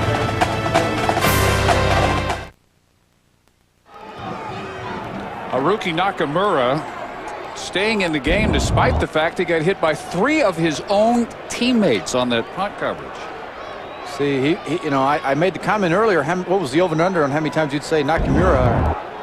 Well, I think you said Hakimura. I haven't said your version of it yet, but Haruki Nakamura stays in despite the fact that 3 of his own guys rocked him. Fortunate for him, he had that break during the timeout to kind of recover his senses. So already up 21-0. The Mountaineers take over in great shape at their 48-yard line, and White goes with the option pitch to Owen Schmidt, who barrels his way into Bearcat territory, and we go down to Holly Rowe. Well, guys, Haruki Nakamura is not coming off the field. He just is glad to be playing football. When he was growing up, his family was into judo. His father was an 8th-degree black belt, mom a 4th-degree black belt, and his older brother, Yoshi, an 8-time national champion in judo. They weren't allowed to play football because they thought it would interfere with judo, and so after his father passed away, his brother snuck him into a youth organization playing football. His mom caught him sneaking out of the house with pads, and the rest is history. Well, the moral there, easier to ask for forgiveness than permission. Catch and run here. Big yardage, Rayshawn Bolden takes it 14 yards for another first down. Just his 2nd catch of the season. You talk about the spread offense and what Rodriguez does here. I want you to see the pressure. Once the pocket is in there, you'll see on the left side and the right side. Right here, look, they have a chance out here that's set up with a screen, and they also have a double screen. So you're seeing pressure on a defense that's young, trying to cover the entire football field. And that's hard to do. Well, the spread offense spreads out the weapons and the defense and forces a lot of different areas of concern. A strike at the 17-yard line now, saying it's incomplete. Brandon Miles. Miles got the night started for West Virginia with a circus catch of the ball batted in the air by Antoine Horton on the first scoring drive. How close did he come to bringing this one in? Well, you and I are 0 for 1. Oh, man.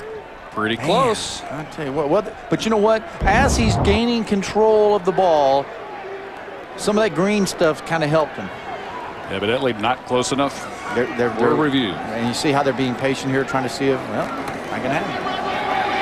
On 2nd down, it's Slayton. Touchdown number 4. 33 yards. Slayton gets the points. Pat White sets it up with a brilliant fake carried out after he'd already given it to Steve Slayton. Did you just say that's his 4th touchdown run of the game? The 4th touchdown of the game? Yes, it is. You can't take a play off against West Virginia's offense. You know, with Slayton in the backfield and Pat White running quarterback, they can nail you every snap. McAfee 28-0. And Steve Slayton now 2 yards away from becoming the Mountaineers' second 100-yard rusher of the night. White's there at 109. Slayton, all 4 touchdowns for the Mountaineers.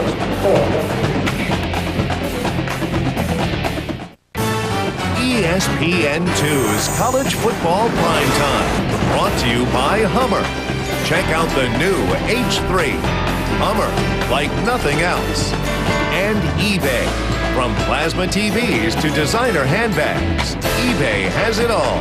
Whatever it is, you can get it on eBay. And, of course, the big O, Oscar Robertson. Really put Cincinnati basketball on the map some 45 years ago or so. Steve Slayton now within 2 touchdowns of his school record and Big East record set just 2 games ago. 6, but it took triple overtime to get 6 against Louisville. He's got 4 tonight with still less than 5 minutes gone in the second half.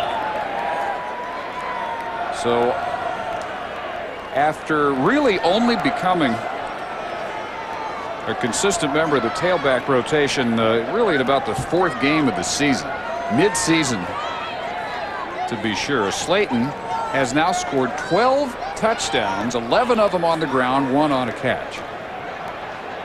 And is 2 yards away from his 3rd 100-yard game in his last 4. Probably would have had it against UConn last week had he not suffered a hip pointer, missed the second half. And for more, let's go down to Holly Rowe. Well, guys, Steve Slayton's mom, Juanita, swears that he was fast from inside the womb, and I'm not kidding about this. She went in for a doctor's visit, and the doctor was trying to get the baby's heartbeat, and the baby just kept scatting back and forth, and he was having a hard time getting that heartbeat. His mom said, the doctor said, hey, this baby is going to be a track star, and it was true. When he was a little boy, they would actually have to try to corral him in the house to discipline him because no one person could catch him. They'd have to gang up on him, and tonight it looks like they need to gang up on him too. Yeah, she said this was a baby who did not want to be held. He was on his feet early. Swing pass. Greg Moore. Out of 1 tackle. This may go for a while. Moore to midfield. Akeem Jackson finally catches him after a catch and run. Mostly run of 29 yards. Just his 4th catch all season. So they finally get a big play offensively, and it's on 1st down. And Moore on the outside is a good, big, solid runner. He had the fumble earlier, right? But we kept saying, give him some more opportunities. And the downfield blocking was there as well. And so, nice execution. Cincinnati is such a young football team. They have to try to play the rest of this game and execute and try to see how they can play for the 4th quarter. So from the 50, 1st down, play fake Grutza. Looking deep middle. Hasn't thrown it that way all night. Maybe we know why now. Kevin McKee all the way, still on his feet to the 33-yard line. Kevin Boo McLee on a 30-yard return of an interception pass intended for Brent Selleck. It just looked like there were so many white jerseys that had dropped back into zone coverage, and McLee was almost in a little bit of a right back. You see 43 in the middle of the screen, dropping straight back. And the interception, it's almost as if the quarterback didn't see him. Well, and you can see why McLee was able to zone in on Grutza, because he zoned in on Selleck. Never looked anywhere else. McLee read the eyes. Got the pick and sets him up at the 34-yard line. Back to work goes Slayton. And bangs for about 8 or 9 yards to the 25. And now he's over 100 and 107. White's at 109 on 7 carries. Slayton is at 107 on 16 carries, 4 of which have gone for scores. And down the Bearcat defender. Gain of 9 yards on the play. Kevin McCullough, their middle linebacker,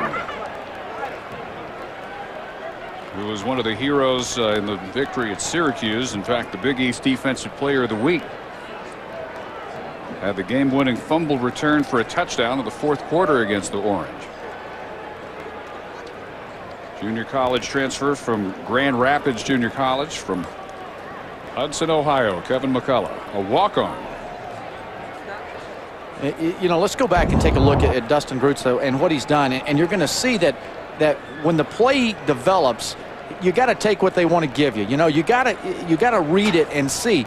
Right now is where the ball should be coming out into here. You know, trying to force the ball down the middle of the field, it just doesn't work. You know, you've got to work and manage it.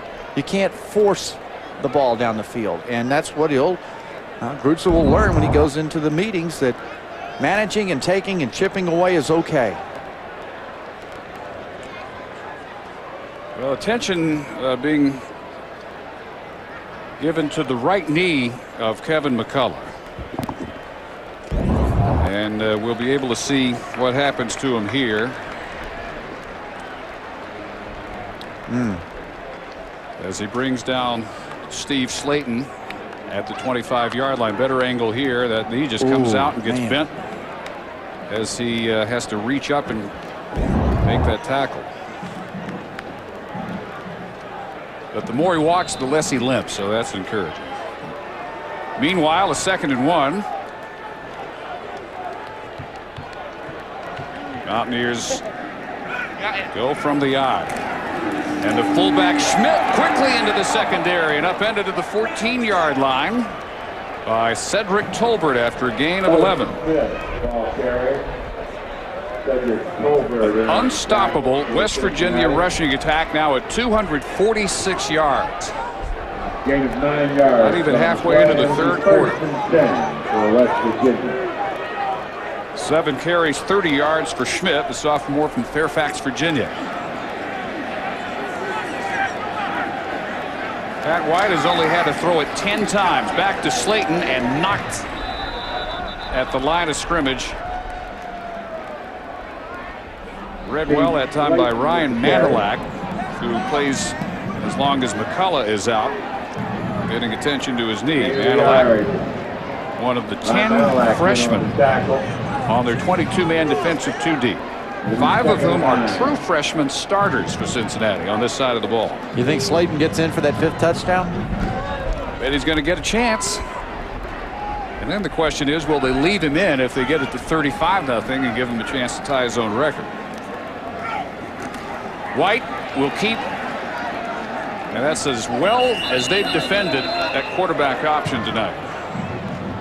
A couple of times White has turned that up for 30+ yards. This time Adam Roberts, the lone senior up front from Brooklyn.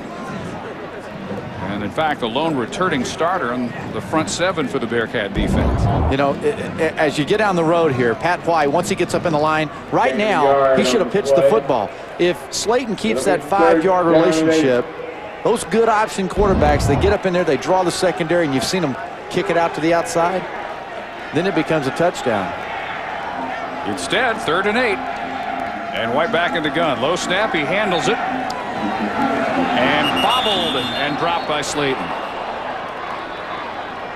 Bad White pass. Slayton, not a bad receiver. Their 3rd leading receiver. He scored once this season that way, and now 11 on the ground, but it won't come here evidently. It is on 4th and 8 to send the field goal unit on. This kid's got a big leg. McAfee and Rodriguez was talking last night about how you saw the Marshall game and Southern Miss, and Marshall's kind of wishing they had a guy that could put it through the uprights. 8 out of 13 for the true freshman from Plum, Pennsylvania, Pat McAfee. 28-yarder this time.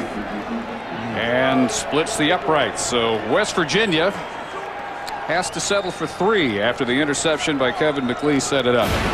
31-0 with 7:04 to go in the 3rd. We'll look at some BCS possibilities when we return. West Virginia extends the lead here, and West Virginia and South Florida evidently will decide the Big East the way things stand right now.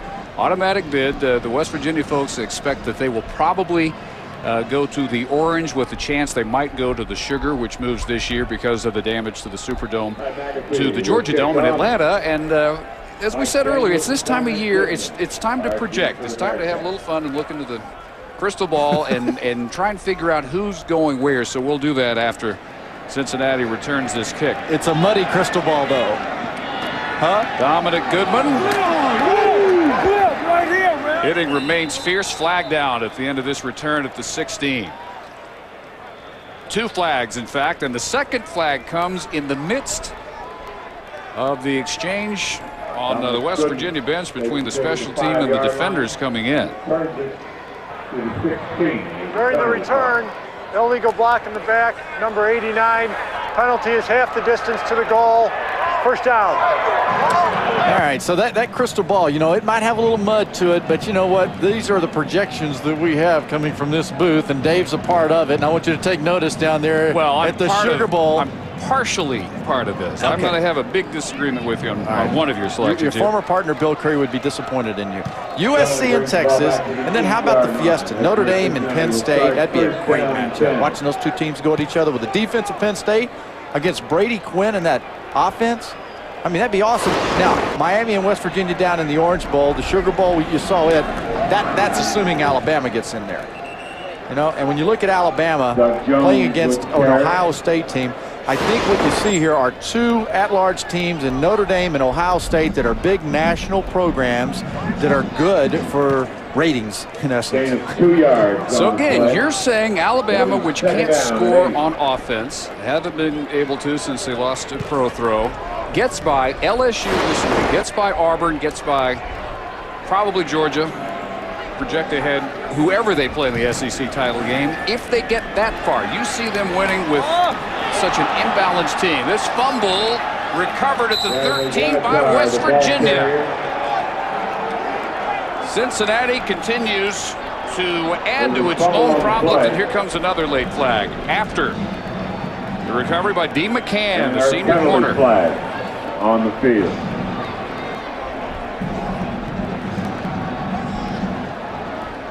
Fumble was recovered by Eric Wicks for West Virginia. 3rd Bearcat turnover, an interception, 2 fumbles. After the play was over, personal foul, number 43, personal foul, number 11. The penalty's offset. First down. Kevin McLean and Bradley Glodar. Well, what you don't want to have is a young football team, and both of them are young, to get out of control here. Cincinnati have a lot of frustrations trying to make the extra effort, but now West Virginia has the luxury of not worrying about trying to strip the ball and missing a tackle. So as a ball carrier, you have double responsibility of focus on holding on to the ball, because you know that West Virginia defense, they're going to be trying to strip it out. This is part of the formula West Virginia used to blow out UConn last week. Lots of short fields. This will be first down at the 12, and West Virginia with some confusion in the quick change. Now, this Alabama concept, all I know is this. LSU's good, Georgia's good, okay, no problem. But one thing that if you want to have a little certainty, you go with a defense. An offense might have a down time, right? But a defense typically comes through. So when you try to make projections and you look ahead a little bit, I'm going with Alabama's defense. All right, and I've said I think LSU's probably got the best combination of offense and defense, and Holly disagrees with both of us. Well, guys, I have kind of a different interest because I'm going to Georgia to do that Georgia-Auburn game. But, guys, I've seen Georgia a couple of times this year, and they're a very solid team. They'll get DJ Shockley back this week. He has been able to practice. And with their senior quarterback, with that spirit that he brings to the team, they are very good. In fact, Greg Blue on their defense has just been named one of the 12 semifinalists for the Jim Thorpe Award. So both sides of the ball, Georgia's very solid, good kicking game. I'm going to lobby for Georgia. Very courageous of you, Holly. As you head to Athens tomorrow, 1st and 10, Slayton pulls ahead and gets inside the 5. So as we look ahead, Auburn and Georgia, close series through the years, and 2 of the top 5 defenses in the country. SEC is so imbalanced this year. So many good defenses and very few, if any, offenses that can compare to what's facing them on the other side of the ball. Well, scoring defense is so important. If they can't score, they can't beat you, right? And some people like to say that maybe the SEC has no offense. I don't agree with that. I think they've just got good defenses this year. Slayton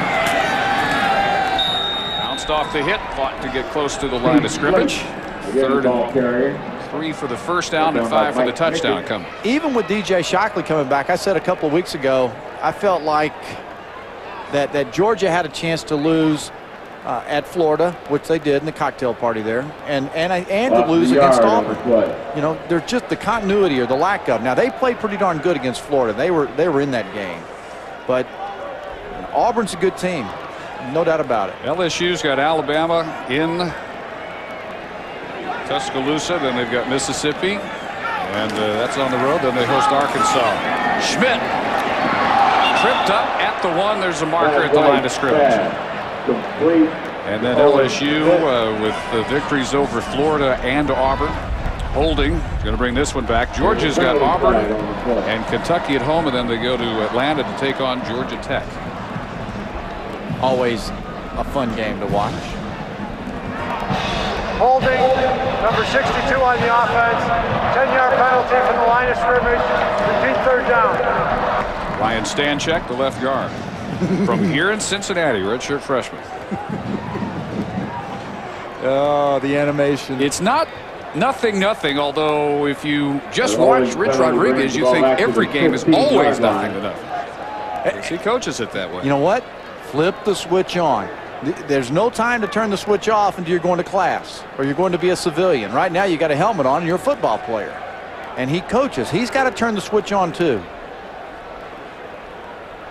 So 3rd and 13 for the first down, 15 for the touchdown. They'll have to use another timeout to avoid a delay penalty. Timeout, West Virginia. That is our second timeout of the half. So many intriguing matchups coming this week, including this one, LSU-Alabama, number 5 against number 4. LSU, the 6th best scoring defense in the country, and the only reason Alabama is still undefeated is that 8.2 per game they're allowing, which leads the nation. I just was wondering if you recognize that, Barnett, that Alabama is in single-digit scoring defense. And I mean, the monitor doesn't lie. You know, the guys in graphics put together the truth. And the truth is LSU, Auburn, and Georgia, they're in double-digit scoring defenses. Still good, but it's not like Alabama scoring defense. And you don't have to do anything spectacular with their defense. Offensively, just don't mess it up. Again, how long can that continue, though? How long can you ask your defense to score all the points as they did against Mississippi State when you're getting LSU and Auburn and maybe a Georgia? And that's just too much to ask. They've done an incredible job, but I can't possibly see that continue. You're going to agree that in these games like this, in the SEC, they're going to be defensive battles. Yep. And if your game plan is to stay in the game and stay close and win it with a field goal in the 4th quarter, you know, you're not out of whack when all of a sudden your offense isn't doing anything. You don't get disturbed. That's a tightrope that's hard to walk every single week in the SEC. On 3rd and 13, White rolling to the end zone for Renaud. Touchdown.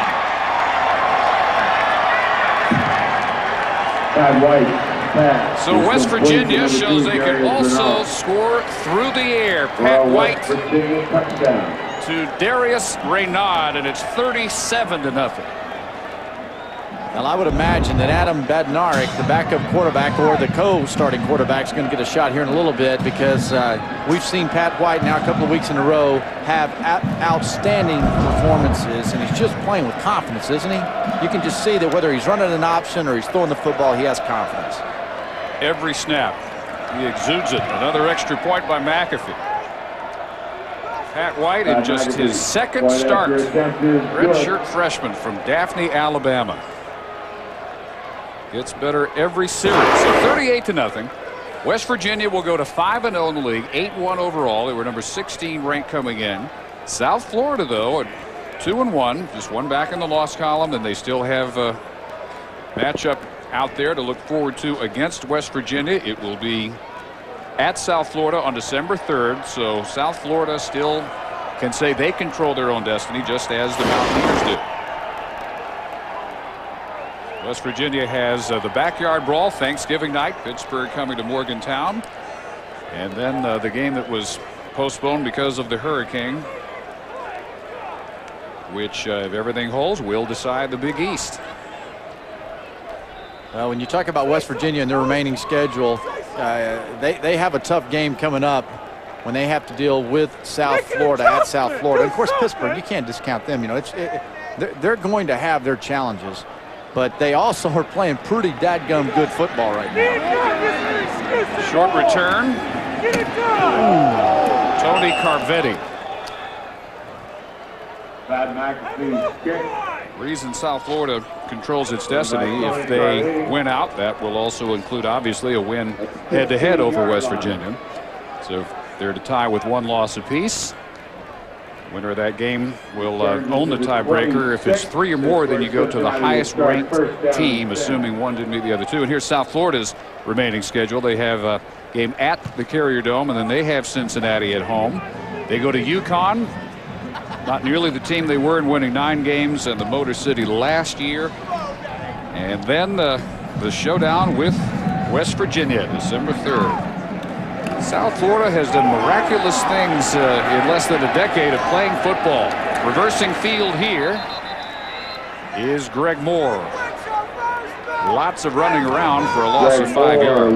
But you know what? South Florida in the showdown they'll have, I think it's good for the Big East. There's going to be a lot of attention on that game for that day, and the Big East title will come down to it. And so West Virginia's playing well. South Florida has a lot of talent, but South Florida's going to have to play a flawless game. You can't beat West Virginia if you turn it over. Well, the other thing that you're going to have in that matchup, as Grutza fires complete to Jackson, is West Virginia, a team that at this point expects to win every game it plays, certainly the Big East. And South Florida, which is such a new program that they hope to win, but it's hard to say they will expect to win. You know, they just haven't been in that position long enough to have built up that level of confidence. And especially in a big game like that. You know, West Virginia deals with it and has dealt with it. And as long as they stay healthy. And the thing about West Virginia is Pat White gets better every week. Slayton gets better every week. That offensive line, the sink is there right now. Those two already playing like fifth-year seniors. Doug Jones, a 282-pound fullback, barrels to the 31. And it'll be 4th and 5. How much do you say, Wade? 282. He just brought 285 to the game on this one here. Man, yo mama tell you to get lower. Man, you know what? That's a lot of biscuits you're trying to stop right there. Well, he had a 97-pound advantage on Larry Williams, number 3. He just ran right over. Big body, and along with Brent Selleck, they say the softest hands on the team. Chet Irvin's punt. Returned by Antonio Lewis. 42 on the kick and 11 on the return. All right, so we've talked about the Big East, and we've South Florida, West Virginia, and for the last couple of years, the big question around the country has been whether or not the Big East should qualify automatically for the BCS, right? And there's a ratings that's taking place right now and a ranking of each conference, and it's kind of crazy when you look at it, but it's simple when you kind of break it down and you look at the way it is. Through 09, we have the BCS. But it's really through 07 that the Big East is okay. They're fine for right now. It's going to be 08 and 09 that you have to kind of, show your moxie to stay in the deal. There's no guarantee the Big East will be in there in 08 and 09. But right now the Big East gap over the conferences trying to catch them, the Mountain West, the Conference USA's, is big enough that they're solid in their current position. This is the senior defensive end, Adam Roberts, who took a knee. Senior who still plays on the punt coverage team. Injured right there. Lewis says he was falling to the turf. Adam Roberts from Midwood High School in Brooklyn. Enrollment 4,000. Out of 4,000 students, he said he and 25 others played football. 100 played basketball. Man. And he's been a great leader for this team and all the young players on that defense. Went to Milford Academy, then came here to Cincinnati. Learned from some NFL-bound defensive linemen last year, like Trent Cole of Now the Philadelphia Eagles, Andre Frazier, who's with the Steelers, Mike Wright with New England. Adam Roberts, their defensive coordinator, Pat Narduzzi, says is our babysitter because he's the senior out there with 5 freshmen starting on that side of the ball and has gone into the leadership role not just for the defense but the entire team. You know what, the Big East, back to that conversation, for a while there I wasn't a big believer in the Big East, but Mike Tranghese, their commissioner, is an outstanding businessman, and he has put together good schools. And like we talked about with the facilities here at this school, they all can compete now for good top talent. And I do believe the Big East is better than the MAC, the WAC, and the Mountain West. Slayton remains in, so does Pat White. Final 2 minutes of the third quarter. Well, they may never replace a Miami-level team, a Virginia Tech-level team, but in 5 years, where might Cincinnati be? Where might UConn be? Rutgers has shown so much promise this year. They're bowl eligible for the first time since 1978. Yep. They've got a chance there. Like Ohio, with all the players here, New Jersey has a lot of players that Rutgers could go out and try to keep. 2nd and 6. Slayton taking a rare pounding. One. The BCS is contractually in place through 2009. Automatic bids for the 6 current conferences through 2007. All conferences are constantly being evaluated, and 5 to 7 will receive the automatic bids in the final 2 years of the current BCS contract. Well, if the Big East continues to grow and do well and be strong, my guess is it's going to stay the same. Nothing will change. However, if they slip at all, then you'll see an automatic qualification there removed from them. Slayton, first down to midfield.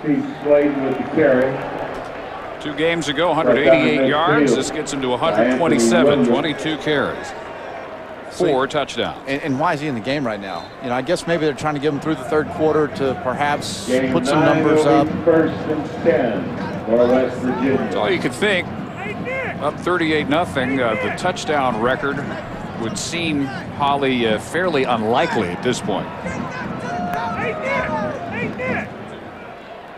1st down and 10 from midfield. Slayton again knocked backwards. I didn't hear what Dave said to me. Hey guys, one of the reasons Pat White is still in the game right now, you might be wondering why they're going with their starting quarterback at 38-0. Adam Bednarik, their co-quarterback, co-starter, has had a foot sprain. He's over here on the sideline in his warm-up jacket. Doesn't look like he's imminently coming in, but that might be one reason they're keeping him in at 38-0, guys. Yep, Adam was set to go last week against UConn. He thought for maybe as many as 20 plays. There was no need. West Virginia won so easily. They're doing the same thing here tonight in Cincinnati.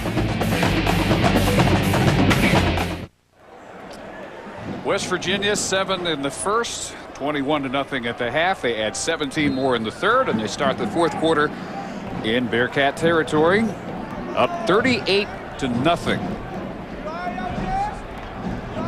Excellent chance for their 3rd straight game, scoring in the 40s. On 2nd and 9, whistles and flags on the give from Pat White. Rich Rodriguez has mostly starters out there offensively, starting to filter in. Prior to the snap, false start, number 88 on the offense, 5-yard penalty, remains 2nd down. Second tight end Michael Villagrana starting to filter in some backups here and there, but White remains the quarterback. Slayton all the way at tailback, Schmidt all the way at fullback. So here's 2nd and 14, back in their own 46. White's only thrown it 12 times tonight, 7 of 12 for 100 yards and a touchdown. And Slayton gets body slammed. The most emphatic tackle thrown down here by Trevor Anderson, one of their true freshman starters. His 7th straight start, every game since week 3. From Detroit, Anderson, Thomas Claggett, Terrell Byrd, all true freshmen starting on the defensive line. Corey Smith at linebacker and Mike Mickens at corner. The youngest defense in the country. 2 or 3 years from now, how good might that group be? Because they're all real promising players. Off tackle, not much. It'll be at the 47-yard line, 4th down for West Virginia. And you know what? How good will they be? Every other week they're pretty darn good. You know, that's just the case of being so young with so many guys out there that are young. And this is a heck of a game for Cincinnati to play against an offense that has a quarterback and a running back like they have at West Virginia. It's a challenge. It makes you better.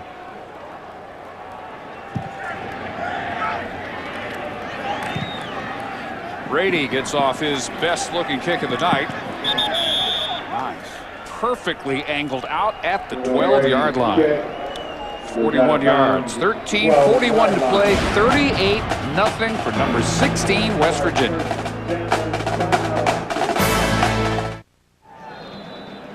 It's been a rough night for Dustin Grutson, the Bearcat offense. Backup quarterback Nick Davila warming up. Perhaps we will see him in the 4th quarter, but for now it's still the redshirt freshman from Maysville, Kentucky, Dustin Grutson.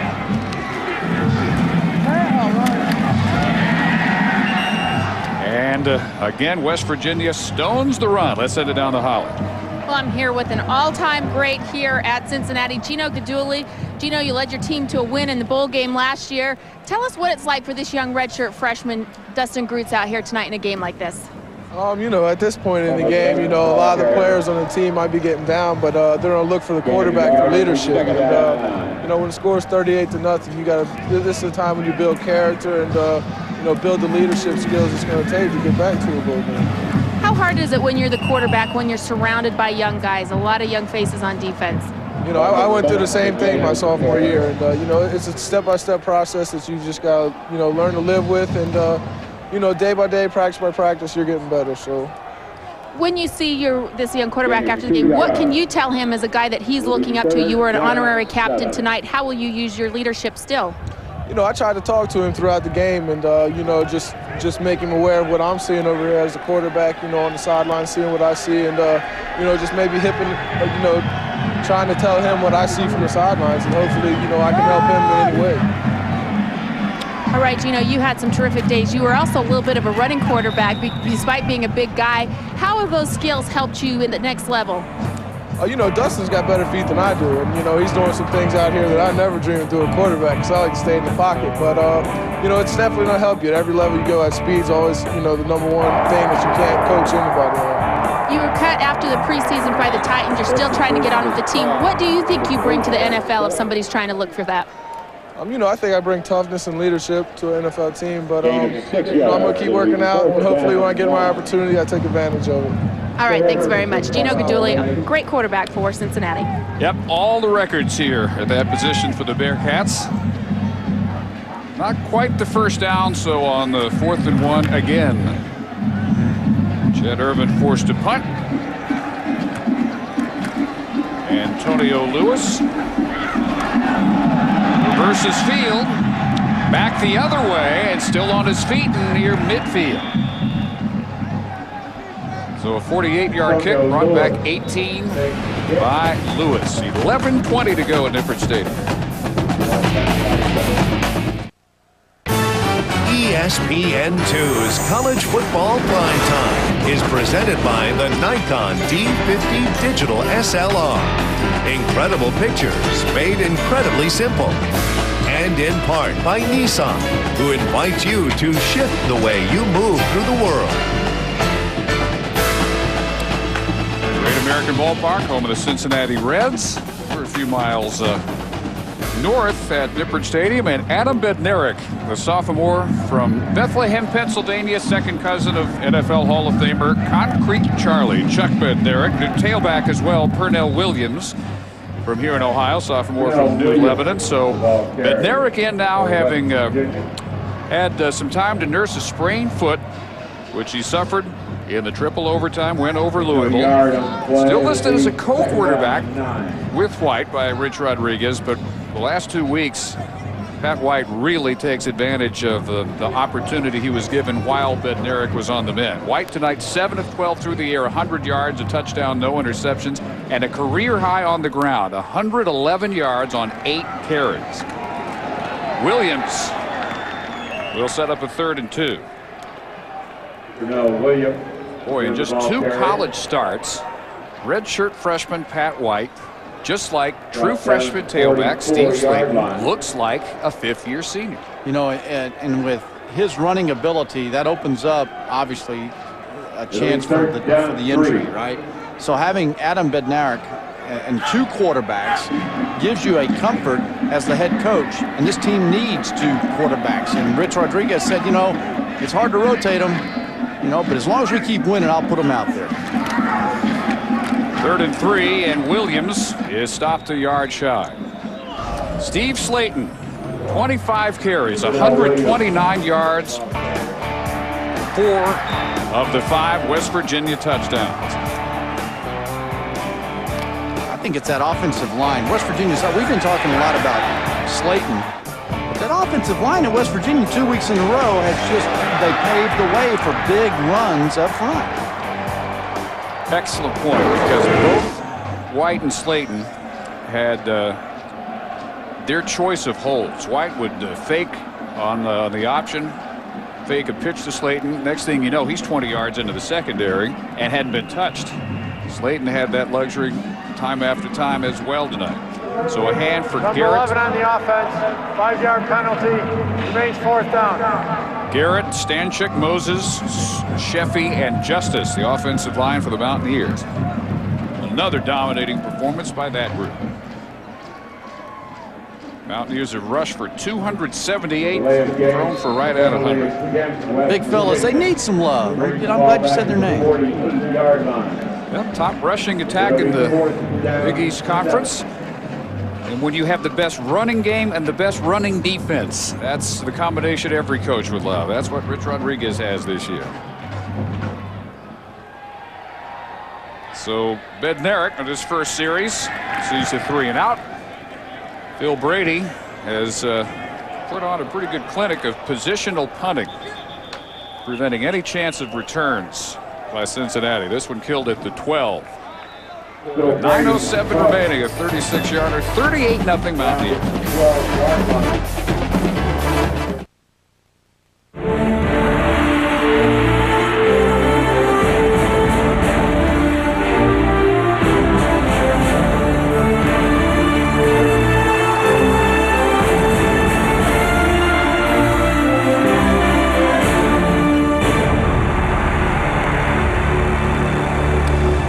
Slayton, originally slated to be a Maryland Terrapin until they canceled their scholarship offer to him, and West Virginia scrambled to pick up what the Terrapins probably wish they had a do-over on. He has run roughshod over the Big East after not gaining a single yard in 3 of his first 4 collegiate games.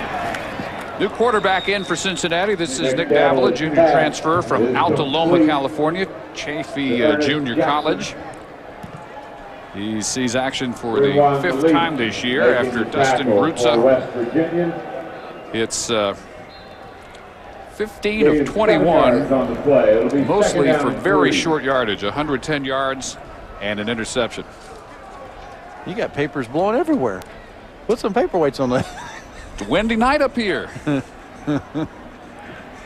Yeah, let's get This was a nice 70-degree day, headed down to the low 40s or below. Cincinnati, with 8:20 to go, hoping they can extend the drive and maybe break the schneid here. Let's do it. Let's change gears a little bit here with this windy talk, and let's go to the Heisman. You know, we've jinxed a few people now with this midweek crew. You know, it's really impossible to see who is going to get into the 4 and 5 slots to join this trio in New York, because you're really just filling out the roster. It has to be Young, Bush, or Leinart. And politically, I think if you analyze this, you have to expect that Bush and Leinart are going to split up a lot of the vote, especially out west, and Vince Young has got to benefit from that. Well, you know, all 3 are very good football players, and at one time I had Leinart as the guy in the lead, and then it went to Bush. But I've been sold on Vince Young here for a few weeks, and I'm sticking with it. Unless he does something that's just goofy, I think it's Vince Young's. Now, the question is, I think, we're battling for who are the other 2 guys that maybe get an invitation to New York. And guys like Quinn. Brady Quinn, the quarterback at Notre Dame. He's had an outstanding season. How about Jeff Smartja, his wide receiver? Real outside chance there. This is Greg Moore. Are you saying just how about him, or how about him to go to New York? Well, I mean, you talk about college football's most outstanding players. You know, he's an outstanding player. When the ball is in his hands, he's making plays. I don't know if they might not be better off just bringing 3. I mean, drop the pretense that 5 guys have a shot. I think that the programming, the producer, he's got a slot for 5 guests. There'll be 5, but there'll be 2 just sitting there watching to see, along with the rest of us, which of the big 3 ends up winning it. Vince Young's already said he will come back next year for his senior year. Davila Keats is brought down at the line of scrimmage. It'll be 4th and 4. So if Vince Young were to win the Heisman, if Texas were to win the national championship, how many people do you think then try to get to Vince Young and say, look, you've done everything a college quarterback can do. Why are you coming back for 1 more? I hope he would look at what Matt Leinart did.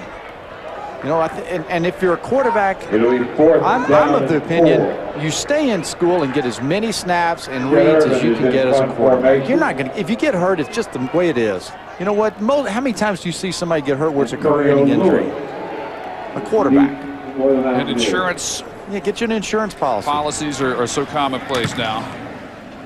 Texas just does not lose players early out of Mack Brown's program. Ricky Williams set the tone when Mack Brown first took that job, came back, won the Heisman his senior year. Yeah, good example. Well, what a matchup tomorrow night out west. Boise State, Fresno State for WAC supremacy at Fresno, the number 20 team in the country. College football primetime presented by Cooper Tires, 8 Eastern.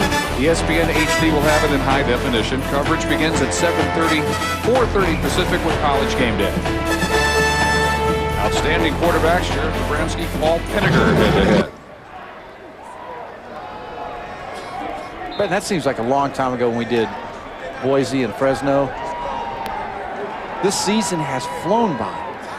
Even then, though, you could tell it was going to come down to those 2 in the Western Athletic Conference.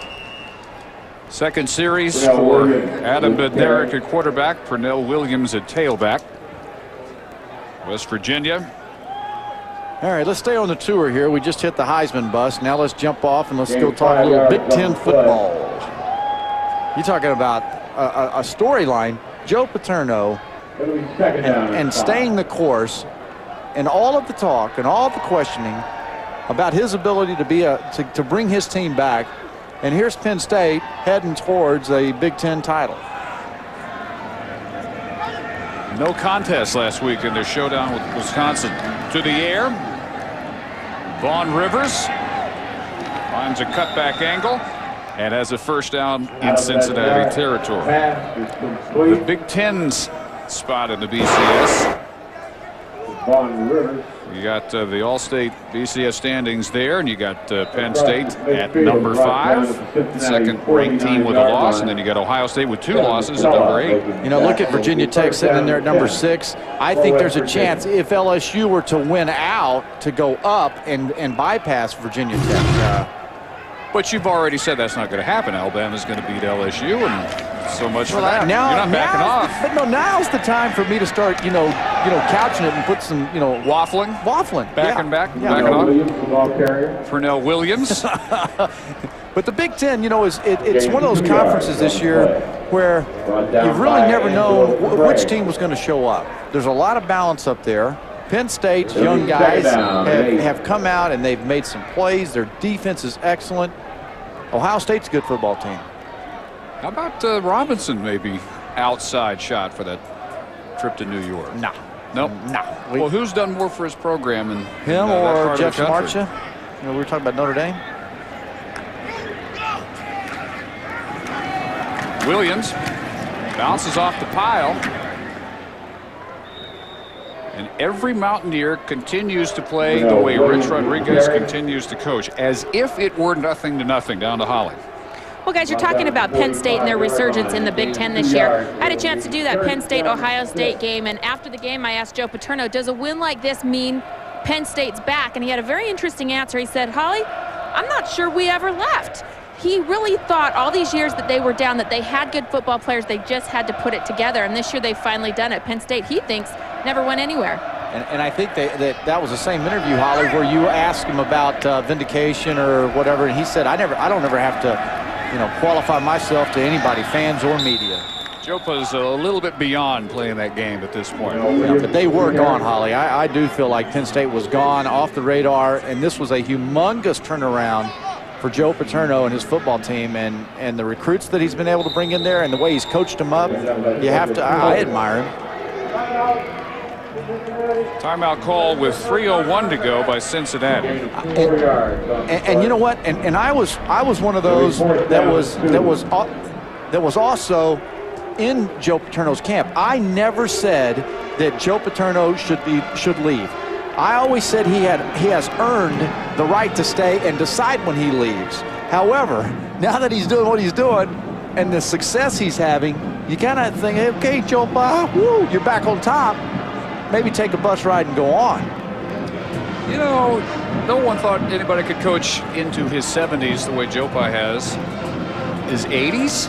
Is that even an outside possibility? He's looked the same since when I was playing. He still looks 55 years old. 1982 when he stole the national championship from SMU and us, he's looked the same.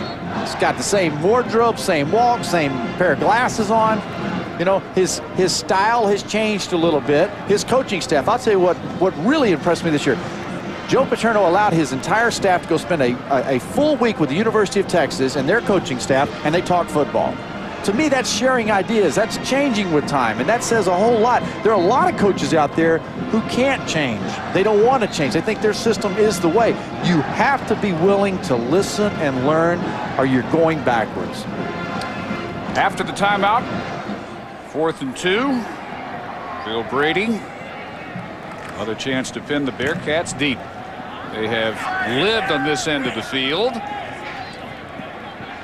And again, Brady rolls this one out at the 10. Superb directional punting. Northwestern, fresh off a last-minute come-from-behind win over Iowa. And they go to Columbus now for their showdown this Saturday. ABC has it at noon Eastern. Wildcats with a chance for the first time since 62 and 63 to beat the Buckeyes back-to-back. And Ohio State hasn't lost in Columbus to the Wildcats in the last 14 trips. You did Iowa Northwestern last week, right? Right. Don't you think that Ohio State's sitting there telling their team, you better play the entire 4 quarters?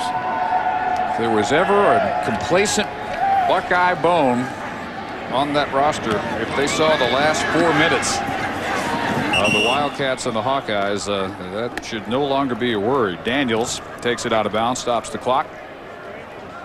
Northwestern with a touchdown, a return of an onside kick, and then another touchdown all in the last 2:46 to beat Iowa 28-27 and eliminate Iowa from the Big Ten race and keep themselves in. The 2005 Sony Ericsson WTA Championships coming up when we finish up here on ESPN2. 2:45 remaining. West Virginia about to move to 5-0 in conference play and 8-1 overall. Getting loose over the middle. Finally a big gainer. Cincinnati, Derrick Ross out of bounds at the 41 for 25 yards. They went the entire first half without a single gain of 10 yards. And now trying to avoid its first shutout in a little over 7 years. I guarantee you, D'Antonio wasn't expecting this kind of performance tonight. He knew he was playing a good team, and he has a young team. And early on, they'll go back and they'll look at the film and they'll say, guys, just a few inches here and there, there's a different score at halftime. Nick Davila protected long enough to heave one deep for Jackson, but it is picked off. Abraham Jones with the second West Virginia interception of the night. Jones, the backup to Jamal Adai at free safety. 4 turnovers, and a lot of those turnovers just the result of outstanding play. West Virginia's defense, there's a lot of pride on this unit right now, and while Cincinnati's trying to score to avoid being shut out since '98 for the first time, West Virginia's defense on the other side looking to keep that goose egg on the scoreboard. And with 2 more Bearcat timeouts, 2:25 remaining. Bednarik and the offense back out there to try and run out the remainder. And they start again with the give to Pernell Williams, the sophomore from New Lebanon, Ohio. 4 Cincinnati turnovers, 17 Mountaineer points off those giveaways. What conference have we not talked about tonight now? Have we emptied the bucket? The Sun Belt is still out there to be dissected. Yeah, your North Texas football team's a little bit in the tank. We can't go there. Have you picked the MAC?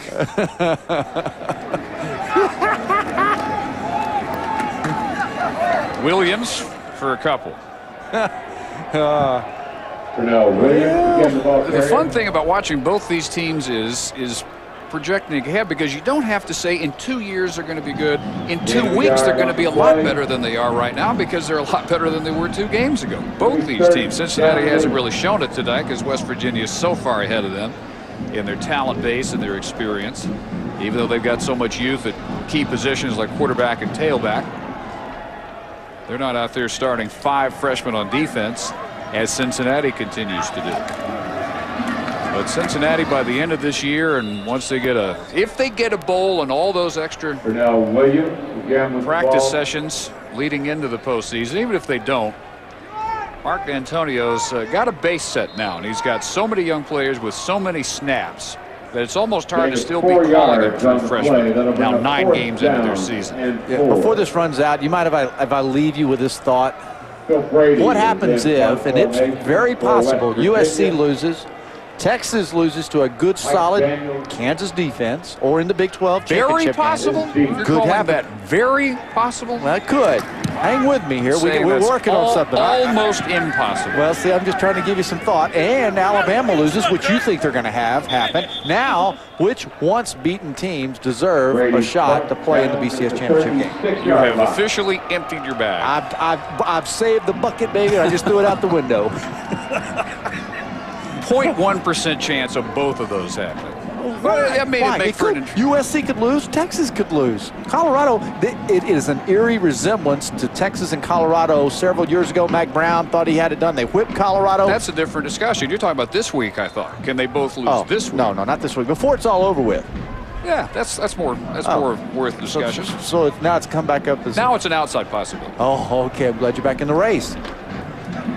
But it could happen. Yeah, if it comes down especially to Texas, Colorado, how many words will be written about the 2001 Big 12 title game? Texas had beaten Colorado 41-7. Looked like they were going to blow them out again at Texas Stadium. And then Chris Sims started throwing it to the Buffaloes, and they ended up losing 39-37 when they had a berth waiting for them in the Rose Bowl to play Miami for the national title. And then they went to the Holiday Bowl and got ripped. Yeah, I mean, you can never make anything a guarantee. Final seconds here at Nippert Stadium. And the catch at midfield. Stops the clock at 14 seconds. And Quan Giddens. So West Virginia will improve to 8-1, 5-0 in the Big East. Huge night for Pat White. Throws for 100, runs for a career-high 111. Slayton, 129 on the ground, and 4 touchdowns. You know, I got to share with you, our producer, Bart Fox, just said something that was pretty funny to me. You know, we're up here like, sounds like talk radio. Go ahead, caller. You're next. We got Mike and Mike in the morning. We got Dave and Craig at night. For maybe 2 more snaps anyway. Davila looking downfield, and a little bit behind his target that time. Intended for Derek Ross, in time probably for one last shot to end this shutout. And a friend of ours, producer Jimmy Zarola, we wish him well with his arm recovery. Had a little surgery. We hope he's doing well. And yep, Brad Sheldon in the truck directing. You know that he's pushed a few buttons tonight, called on some stuff. Hope he's doing well. Recovering from his experience with Bart, you mean? Yeah, quick recovery for Jimmy Z. Look forward to seeing you back real quick from surgery. Second down with 7 seconds to go. Davila